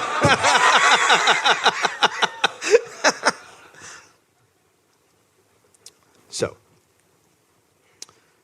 he's a Protestant, blah, blah, blah. There was only one Irishman in the crew. They decided against bringing a bunch of Fenians because Captain Hathaway had selected the men, and he thought that it would be better if it wasn't a big ship full of Irish guys. Yeah, I mean, well, It'll be a giveaway. Judging by past history, it's a way better call. Yeah, it didn't work out for Canada.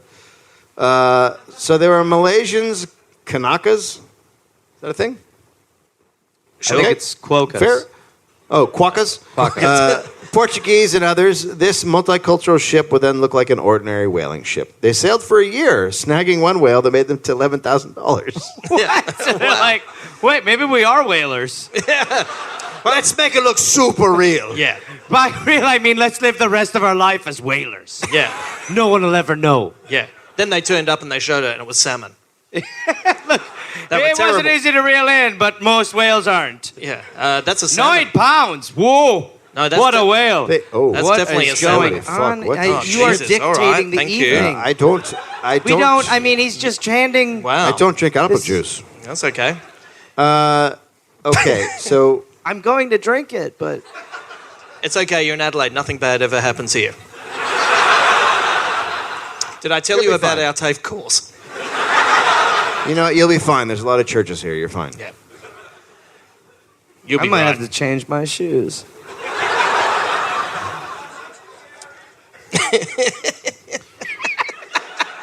I don't know what happened. They actually had expected to get more whales Yeah. than they got, and this was not But they had no knowledge. They had Yeah. no skill. They weren't whalers. Who think goes they were- out being like, we'll Fucking get hell. 2? Yeah. You They got were- 1. Yeah, but that's they a were- fucking. You walked into a whale. Yeah, Yeah. but they were. You walked into a whale. They First did. of all, there's so They're many things basically wrong with it. Pinocchio. 15 Irishmen walk into a whale. Why the long face? I don't know. I'm a horse whale. You know those horse whales. Yeah. Oh God. God. You've heard them. They're so uppity. Clippity clop, clippity clop. So there's bad weather, and there's faulty navigation devices. Oh, so things are going well. Six Just crew, throw a hat in the water. You'll figure it out. Yeah. 6 crew members jumped ship in the Azores. Yeah. Or do they? Right. Yeah. Right. Yeah. Oh no, 6 hats. They're gone for sure. Fuck. 6 hats. This is a disaster. There might be more. They just might have not been wearing hats. Are you crazy? Who the fuck doesn't wear a hat on a ship? Afterward, that's the new life preserver. Yeah. Put on your hat so we know if you die. Look at all the hats. This is a massacre. No, a wind just blew all the hats in. Oh, I was just starting to get super emotional. Yeah. No. Fucking hell, I thought I'd lost the rest of you. Oh no, we're from a hat ship. Oh, for Yeah. God's sake. I was going to say, how are there 1,000 men on this ship? Because if you look at the hats, there's a lot. There's no heads in the hats. It was like Adolf Hitler was on the ship. Yeah. Or in the front row. Adolf Hitler. Makes you wear the hats on time. Yeah. Yeah. On March 1st, 1876, the ship arrived in Bunbury, Western Australia. The Fenians, who had come ahead to meet up with the captain of the ship, discussed the plans. Oh, Dad's home. So You what's guys, up here? you guys just do can't not control know glass. how to put glasses on the ground. Yeah. It's I've an Adelaide never- thing. It's what Adelaide's known for. Yeah. Yeah. Most of they're excited because they're allowed to use glass in this bar. I see why that's a rare rule. Wait a minute. Wait, repeat what you just said again, David. About the glasses? Prior to that. So the Fenians who were in Australia came to meet the 2 guys and the other ones who had been sent ahead of time came to meet with the captain on the ship. Okay. To talk about the plans. It's a good time to talk about plans. Yes. Yeah. When you get there. Yeah, at some point. Yeah.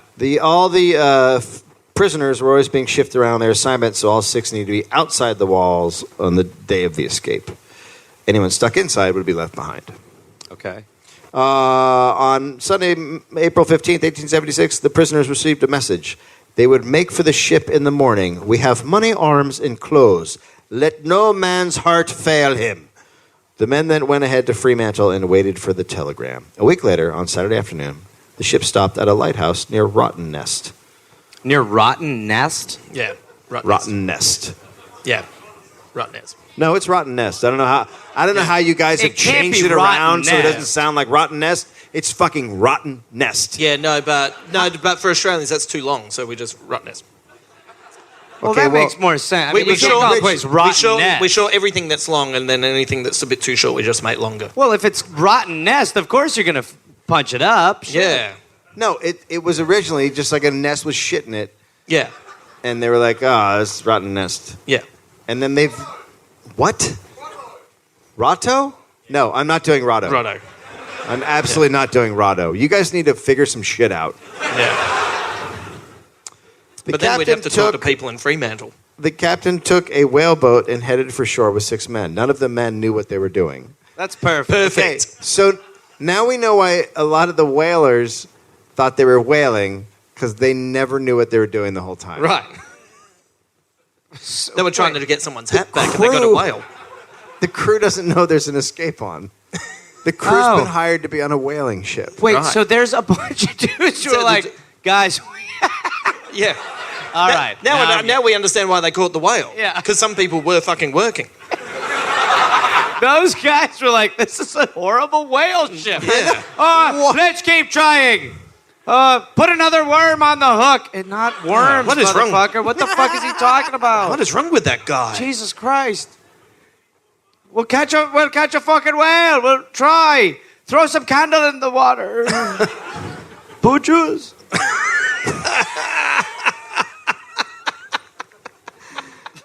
So, he comes ashore with 6 men. They arrive at night and waited until morning, 20 miles up the coast from Fremantle Prison. It was Monday morning, April 16th. The 2 Fenians cut the cable to Perth. Such a I like- great I like time it when you can sounds- just cut a cable. But it also sounds like they're like cutting the phones off in a bank. Like Yeah. it's just a cable between Perth and Fremantle. Still. They could have done it over weeks, and it still would have taken them forever to fucking find the cable. Yeah, true. But They're it's like, now, Jimmy, Yeah. snip. Ha ha, we fucking done it. simpler times. Miss these times. So those 2 guys got horses, wagons, and guns and went to the rendezvous point with no idea how many of the prisoners would show. That's good. That's good to know. Yeah. Because my guess is it's not going to be a good answer. Well, no, it was a good day for a prison break. They're going to try and get 16 men on a horse. That's what they're going to do. Guinness Books here. Butterflies. Oh.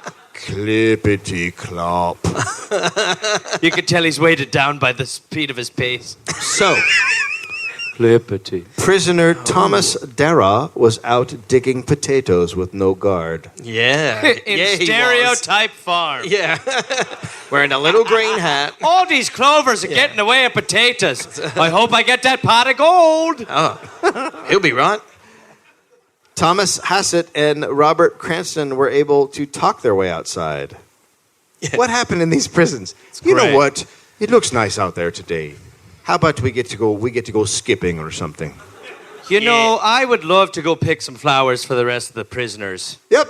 Yep. Okie dokie, just gonna go. Yep. Can Let I me trade just, shoes? Yeah, you were going to suggest that you trade my shoes Yeah. right before I suggested you trade. Why don't you do it? No, you already did it. Already. We're on the same wavelength. Yeah, I mean, I couldn't feel better about this. Pick some flowers. Martin Trade my Hogan was painting the warden's house. Michael Harrington and James Wilson lied, saying they were supposed to be painting the warden's house. See how it's all coming together? Yeah.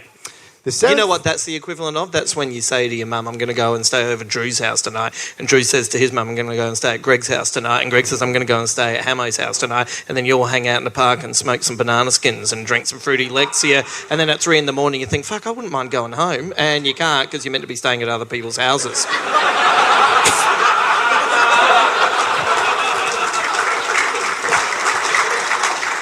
Or as I call it, growing up in Adelaide. West Croydon. Totally with that story until you said smoking banana peels. Well, that was early in the story. What happens when you smoke banana peels? You just kind of feel like you've gone down on a monkey. So it's good.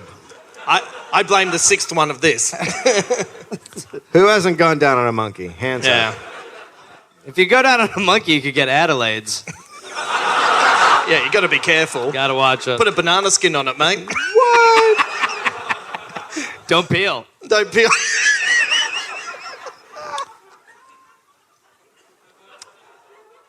The seventh Fenian prisoner was left behind because he had attempted to cooperate with the British 10 years before. I mean, that's okay. Yeah. He So attempted. grudges are held. He tried. Yeah, well, they're Irish. Yeah. You remember that fucking time? No. Then you're not coming. What? That's it for you. Wait. Remember when you were like, hey, can I talk to you? Yeah. And then they didn't? Right. Oh, fuck off. You're dying here. You son of a bitch. We're never forgetting. When are we catching whales? You shit. You shit on Mother Ireland. Mother Ireland! You dirty cunt. I'm a whaler. We'll come back for you and cut you to pieces in another ship with more fellas. And less whaling. The 6 Fenian prisoners rolled up together. The prisoners climbed into a wagon that they had, and they went 20 miles to Captain Anthony in the rowboat. At the prison, they realized the prisoners were missing within an hour. The prisoners reached the rowboat, but the catalpa was far out at sea.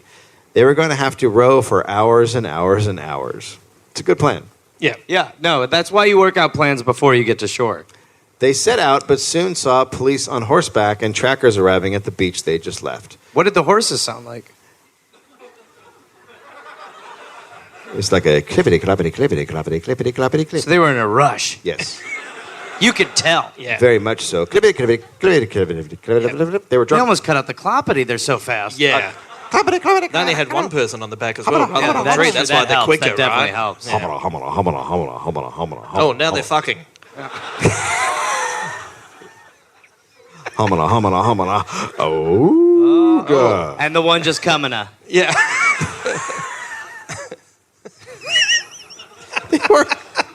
So they're about half a mile out. Soon a Coast Guard cutter and a steamer were headed toward the rowboat. Steamer. Yeah. 42. Put a shirt on. Yeah. The guys in the rowboat put it into gear and hauled ass as fast as possible. Put it into gear. Fucking boom. Burnt some rubber. That's what they did. Yeah. Yeah, Yeah. motherfuckers. Yeah, they fucking... Floored it. Stop. Got a little tattoo on their arm. Fucking Yeah. nice one. Yeah. They floored it. Yeah. They floored it. Yeah. 60 miles an hour. Yeah. One of the Fenians pulled out a copy of a letter that he had just mailed to the British governor of Western Australia. It was the letter D. I just sent this to him.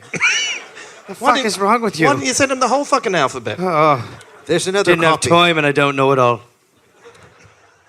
Not this one. I mailed another one. This is Oh, a copy right. of that one. That's how you used to have to copy stuff. Right, one's done. Now, to show the fellas. And he read it out loud to fire up the men to row faster. D! Go, guys, go! You heard the motivation. I'll read it out again. Move. D! Come on, could you want it more? Jesus Christ, he said it. D! Oh my God, imagine. D! Fucking hell, my shoulders are tired, but the motivation's there. I'll do it in caps. D! If you need a carrot on the end of the stick, you're crazy. He read the letter. I'll do it in Desdemona. D! Dig deep, everyone. You know why. I'll do it in Wingdings. Eyebrow! Every time Shit he just got yells, Fonty. I feel a burst of energy every time he yells D. Say it again. D! Oh, it's like getting shot in the ass with cocaine. D! That's a confident ass right there. From what I hear. One that loves D in it? Yeah. That's a whole ring of confidence right there. So, this is the letter he read. This is to certify that I have this day released from the clemency of Her Most Gracious Majesty, Victoria, Queen of Great Britain, etc., etc. Oh boy. Oh, Yeah, etc. Jesus, we know what etc. means. Now, when someone's going to lose skin off their dick. Yeah, someone's penis skin is gone. This Dick is a skin. disaster. And that's two etceteras. This side of the room has not heard the last episode. Yeah. They're like, fucking what? Dicks off. This side of the room, when they listen to the podcast in the future, are going to realise that deserved more respect. They gave it to Right. you. There's the dick skin losing lovers over there. Etc., etc. Etc., etc. 6 Irishmen condemned to imprisonment for life by the enlightened and magnanimous government of Great Britain for having been guilty of the atrocious and unpardonable crimes known to the unenlightened portion of mankind. And everyone's like, fuck yeah, Jimmy! And they're rowing harder. Yeah. Oh, it's a fucking great letter, lad. Portion of mankind as love of country and hatred of tyranny. For Roll this faster, act you hearing that shit? of Irish assurance, my birth in blood being my full and sufficient warrant. Keep rowing. Oh, right, sorry. Keep fuck, rolling. I forgot. Allow me to add that... Sorry, is it too long, boys? No, No, I'm keep just rolling. so captivated. Just keep Allow- rolling. It's like I'm there. Just get to the boat. We won't have to hear the rest of the letter. Right, fuck. I preferred that asshole yelling out, D! That guy was great. What happened to him? His hat's in the water. I'm worried. Got a bad feeling. Allow me to add that in taking my leave now, if only to say a few cells I've emptied, I have the honour and pleasure of bid yon good day from all future acquaintance. Excuse me, I pray, in the service of my country, John J. Preston. And it worked. Really? Yeah, they were all fired up. That fucking got them fired up. Wow. That is like, I wish I had who's your Green Bay Packer famous coach?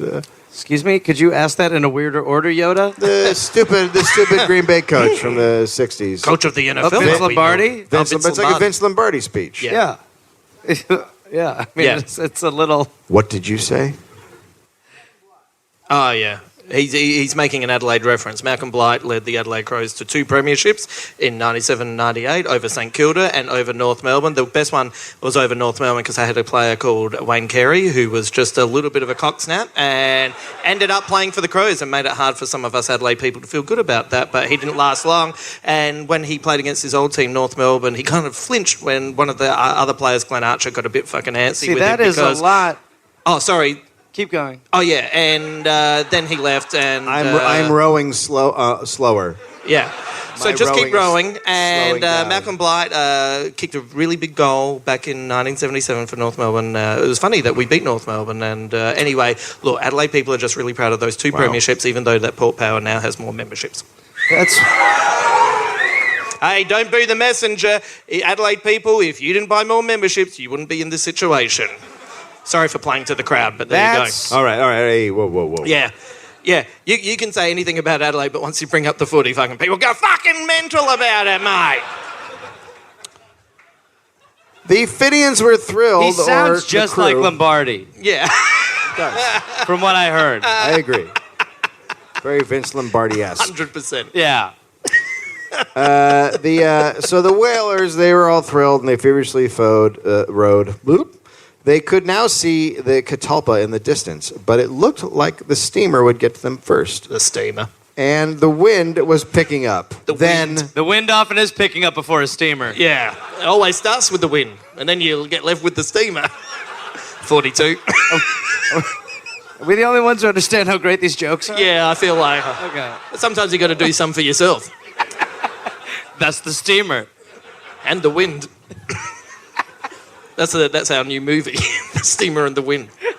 No, Bombard. Not doing well, but No. it's out there. Yeah, it did well it's at a cult. Sundance. It did. It's a cult favorite. Oh, Well, yeah. listen, I'll take it. Yeah. Need a pop. Then darkness came.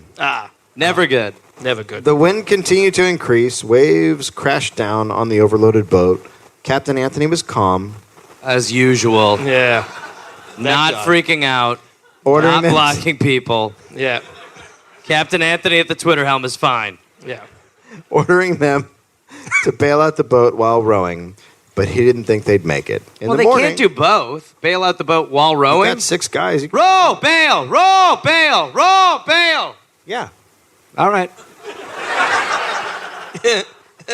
In the morning, the steamer arrived at the Catalpa, Yeah. and the captain asked if he could come aboard. Sam Smith, who was now in charge of the Catalpa, said, not by a damn sight." Fortunately, the steamer was now low on fuel and was forced to return to shore. Oh, God. Good. They fucking got him. All right, turn around, boys. Right, turn around. We're dying. All right, nice try. The rowboat had made a dash for it and barely made it ahead of the cutter. From the cutter, the British yelled, "We're not done with you yet!" And Captain Anthony yelled, "Put to sea!" And the Catalpa got underway, turning around, and then nothing. The wind went dead. Dead wind. The ship awkward. just sat there and sat there. In the morning, the steamer was back. Oh, yeah. It was usually in the morning, isn't it, that you find that the steamer's back. I feel like they're catching on. You know what? If we just keep saying it, we'll win them over. I almost quit, but then I think you just got me back on board. Never quit on a steamer. You know how it is. Well, you have little choice. Yeah. Lord. You quit once. I used to have perfect eyesight. I found some glasses today, but they didn't suit me.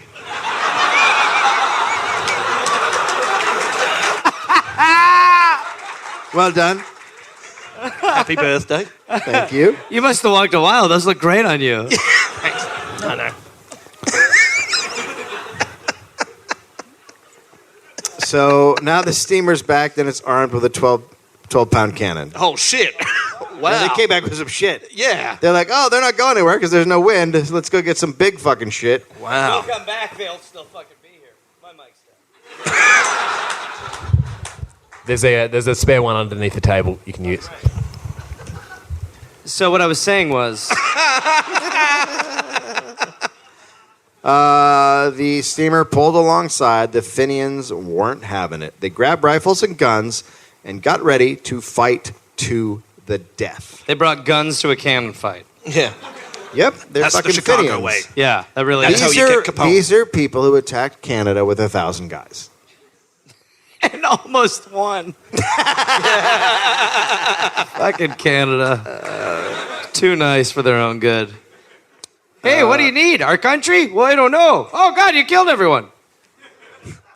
The whaling crew of the Catalpa decided to join in. They grabbed harpoons and got ready to have a go. They Oh, thank you for more apple juice. Holy For shit. those of you listening, we just got It's not... Yeah. I feel like You know my what I da- can't feel wait like my for is the gig dad's at the here. Rhino Room. Guys, check out the Rhino Room gig. Yeah. Don't be foolish. Just going to be 3 guys in headlocks.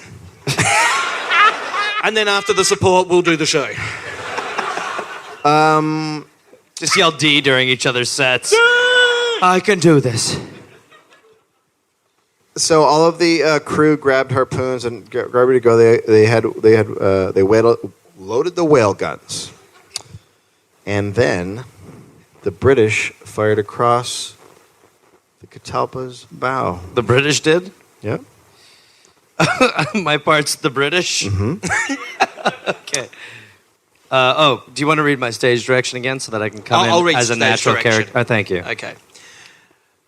The British then fired across Catalpa's bow. Heave to! What for? Captain Anthony replied. You have escaped prisoners on board that ship. You're mistaken. There are no prisoners aboard this ship. They're all free men. May I come aboard? No. I can see the prisoners on deck. But everyone on the deck was a crew member. The Fenians were below. You are amenable to the British laws. Have to, or I'll blow your mast out. I know no British laws. I am bound for sea. I cannot wait. I'll give you 15 minutes to surrender. May I come aboard, sir? No. Captain Anthony then had an idea. He pointed to the flag on the ship, which was an American flag. This ship is sailing under the American flag, Wait, that's and she my is part. on. Oh. No, I think that's my part.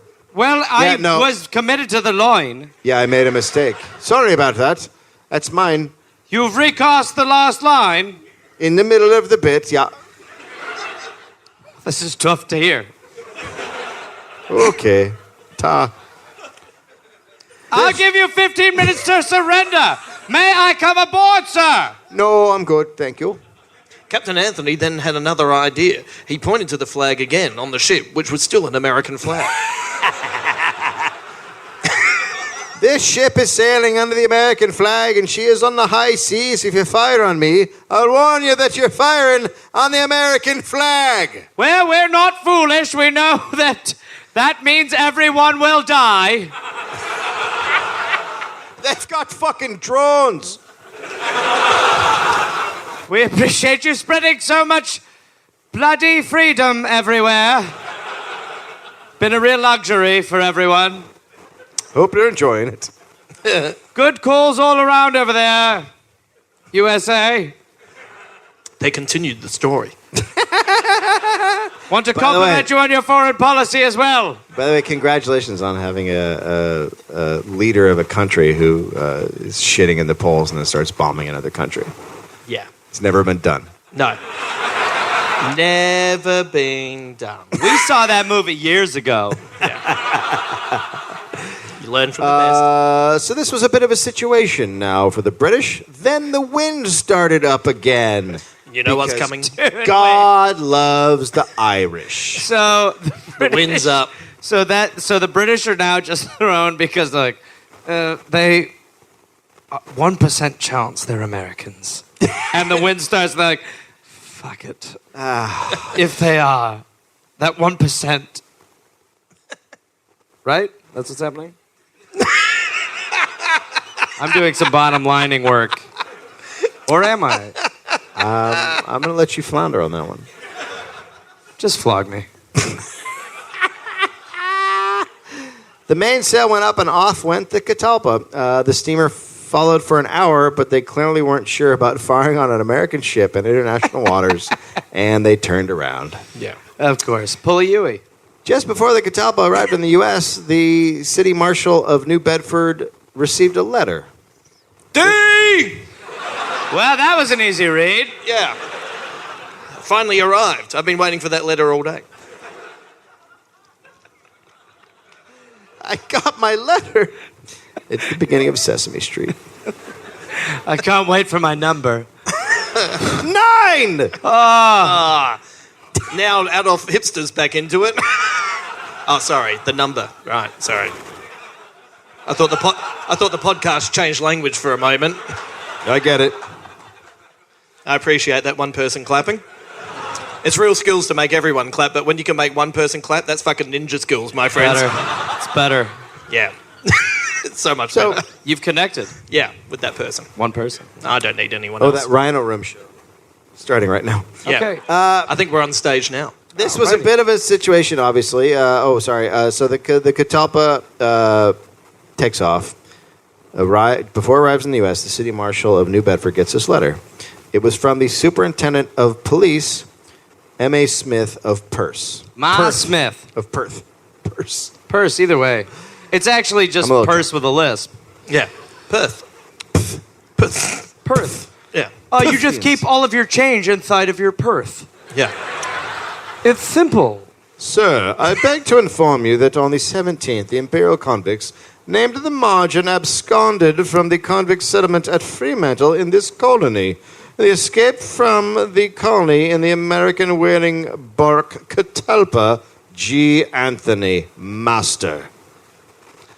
This bark is from New Bedford, Massachusetts, USA. The convicts were taken from the shore in a whaling boat belonging to the Catalpa, manned by Captain Anthony and 6 of the crew. The abettors were Collins, Jones, and Johnson. I attach a description of each of the absconders and have to request that you will be good enough to furnish me with any particulars you may be able to gather concerning them. I have the honor to be, sir, your obedient servant, M.A. Smith. Jesus. Unfortunately, the officer in charge of the police department at New Bedford, Massachusetts, was Henry Hathaway.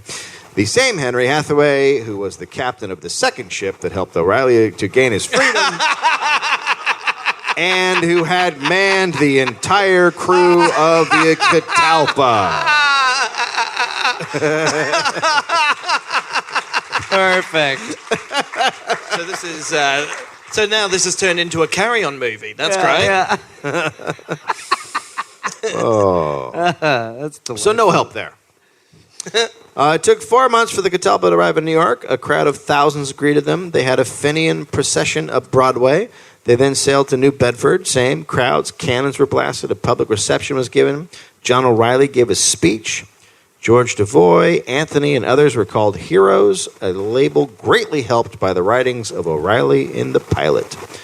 Word of the Fremantle 6 prison break spread around the world. The cost of the operation was $25,000. Nice. $700,000 in today's money. Right. Lucky those guys with the $5,000 turned up. For the people paying attention. Yeah. That's a callback. Shit. A numerical callback. Yeah. The British weren't happy. They accused... Hang on, what? The British weren't happy? I know. That is so weird. No, not Harry. We will not accept it. Too salty, Where are their hats? undercooked. And their shoes. Undercooked. Bloody raining and They accused the U.S. watery.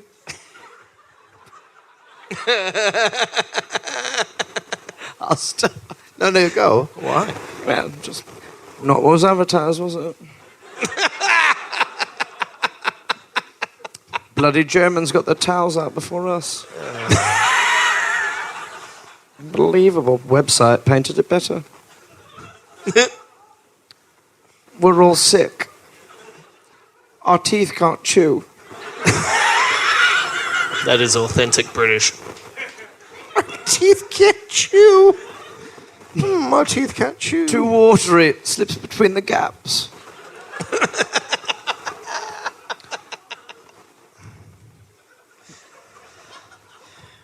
What's floss about? Just like jumping rope in between molars. We've all been there.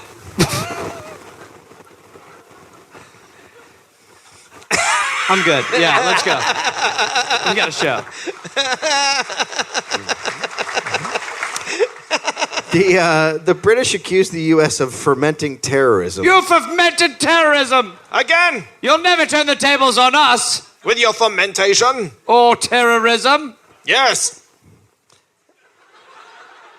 Bloody watery, wasn't it? Eventually, the British came around and said that it was a good thing because the Fenians were just an expensive nuisance and they no longer had to take care of them. Thank you. Have some sandwiches. Fair. Well done. Quote, the United States are welcome to any number of disloyal, turbulent, plotting conspirators to all their silly machinations. But the Fremantle Six were in shit shape after years of hell. They were broken men, but the story of their escape inspired the Irish for generations. So come you screw warders and jailers, remember Perth Regatta Day. Take care for the rest of your Fenians, or the Yankees will steal them away. Oh. John fucking O'Reilly. Yeah. Turns out that poetry came in handy. Yeah. Yeah, finally. That bitch can rap. It took a long fucking time, Yeah. Jesus. Thank God he kept up his skills on that wall with his boot shoes. He was the family's best poet. Yeah. The other ones. Did you see the other ones? Oh, my God. Fuck. Hickory dickory ducks. Someone stole. Cock. Put cock in there. Stop suggesting Trust me. cock. I'm a member of this family. But every time we're writing a lyric, all you suggest is cock. Yeah. Now, I have a there specialty. once was a man from a town. Thoughts? Don't say cock. Cock. There once was a man from a town. who liked to suck a big cock. Ah, you'll never make it. Years We'll use later, you for the middle stanza. Years later, he's sitting on his giant pile of cock money. They said I wouldn't do it. Let's try him on something else. Yeah. There was a man from Nantucket. Mm-hmm. Whose? I can't think of anything. There once was a man from Nantucket. He was also from that town you were talking about then. Jesus. Hope John O'Reilly writes something beautiful. This is unfucking believable. Yeah. What are the odds? Yeah, he's not my child. How about his cock was so long he could suck it? That doesn't make sense. Oh, for fuck's sake! It's all about the cock. Fucking nightmare. For fuck's sake. John O'Reilly continued to write for the Pilot and poems and novels. He was a leading political voice in the Irish community. He died in 1890. He suffered from horrible insomnia. Some said it was because he was torn in so many directions and had a hard time keeping up. He took some of his wife's sleeping pills on August 9th, 1890, and was found dead. That was all those hats. Just well, I mean, when they found him dead, they just found a hat and a bed, and they were like, well, he must be gone. Well, he's dead for sure, look. He must be dead. His hat's there. That's his hat. His kids are dead, too. Yeah. Did you see the cat? 2 small hats. Yeah, I saw the cat. Hats. Yep. Cat's gone. The cat's a hat's little gone. Novelty cat hat. Yep, the cat hat, the 2 kids' hats, his hat, they're fucked. Sad. So young. So many Can I hats. say something? Huh? Cock. You with the Excuse poetry. me, sir, get out of here. You're obviously not part of this. We know the man's dead. His hat's there. Oh, cock. Hang on, he's left us a letter. Let me just open it up.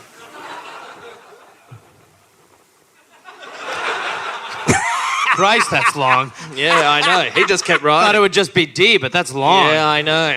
Jesus. Turns out that arsehole turned out to be quite loquacious at the end.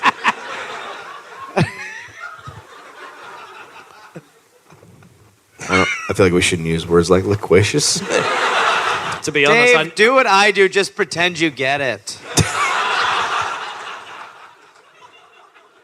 To be honest, I just pulled a muscle in my jaw saying it. Officer. I don't have anything else to say. So it feels like we're at the end. That was it. That was the end. Okay, he died. great. He Okay, so died. that- At the end, that he died. Yeah. No, they found his hat. We know he died. Yeah. He's fucking dead. Found his hat. Like maybe he's still out there writing poetry, inspiring Finians to do whatever the fuck Finians do now. They still break people out of Australian prisons. Right. Oh, do they really? Yep, on boats. They better start listening to this fucking podcast. It's the Yeah. only thing stoking that fire. You could get them as sponsors. Yeah. The Finian sponsor. Oh my god, I would love to have Finian sponsorship. Yeah, Oh, that'd to be get good. a Finian movement behind this? Oh, Yeah. That's what we fuck. need. Let's do this shit. I would love halfway through a story where you have to stop to give a plug to the Finians. Yeah, if they start like funding us and we have to start doing like pro Finian stuff, like Okay, Hey, it's about so- that time of the show where I just need to say the Finians have new caps, which Yeah, no, you can get. tonight's style If you're is brought to you thinking by the about killing Finians. yourself, You know, just- you'll never have a everybody better night's sleep. go ahead and give money to them. We're still going to get the fucking Brits out of the north. Anyway, that's our Finian moment. What time do you have, Dave? Thank you, sir. You understand how the end of a podcast goes. 10:40. Talk to the 10:40. others. You know, I'm So- coming back. I'm crawling back to you. So what you're saying is our show at the Rhino Room started 10 It minutes started ago. 10 minutes ago. I wonder how it's going. I'm hoping, by a round of applause, who has already bought a ticket for the show at the Rhino Room? Okay. Here's hoping that... Who after the show will not buy a ticket at the Rhino Room? I felt like we you were love into you for your honesty. You're the only one we want now. Yeah. You see how that works? We're going to have to win you over. That's how it works in comedy. Everyone's loving you, but you just keep centering on the person that's not having a good time. Approve. Approve. Approve. Approve. Approve. Approve. Approve. Hey! We don't need it there. All right, so we should go. Yeah, well, we're going to be signing posters over here, me Yes. and you. Yeah. He's going to go to the Rhino Room and start the show. Yeah. Smart. You should, because it started 10 minutes ago. Yeah. So, thank you very much for coming out, Adelaide. We appreciate the fuck out of it. We love you. Happy birthday, Dave Anthony. We sell posters right over there. But really, thank you so much. Thank you. Thank you, guys.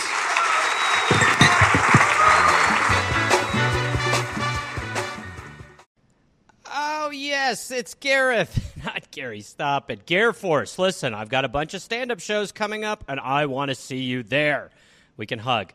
I will be at Rooster Teeth Feathers in Sunnyvale, California, April 18th, 19th, and 20th. Then I will be in Chattanooga, Tennessee, June 18th. I will be at Nashville at Zanies, June 19th. I will be in Huntsville, Alabama, June 20th. I'll be in Atlanta, Georgia, June 21st, June 22nd. Then I will be in Pottstown, Pennsylvania, June 26th. Then I'll be in East Providence, Rhode Island, June 27th. Then I'll be in Boston, Massachusetts, and Boston, June 28th.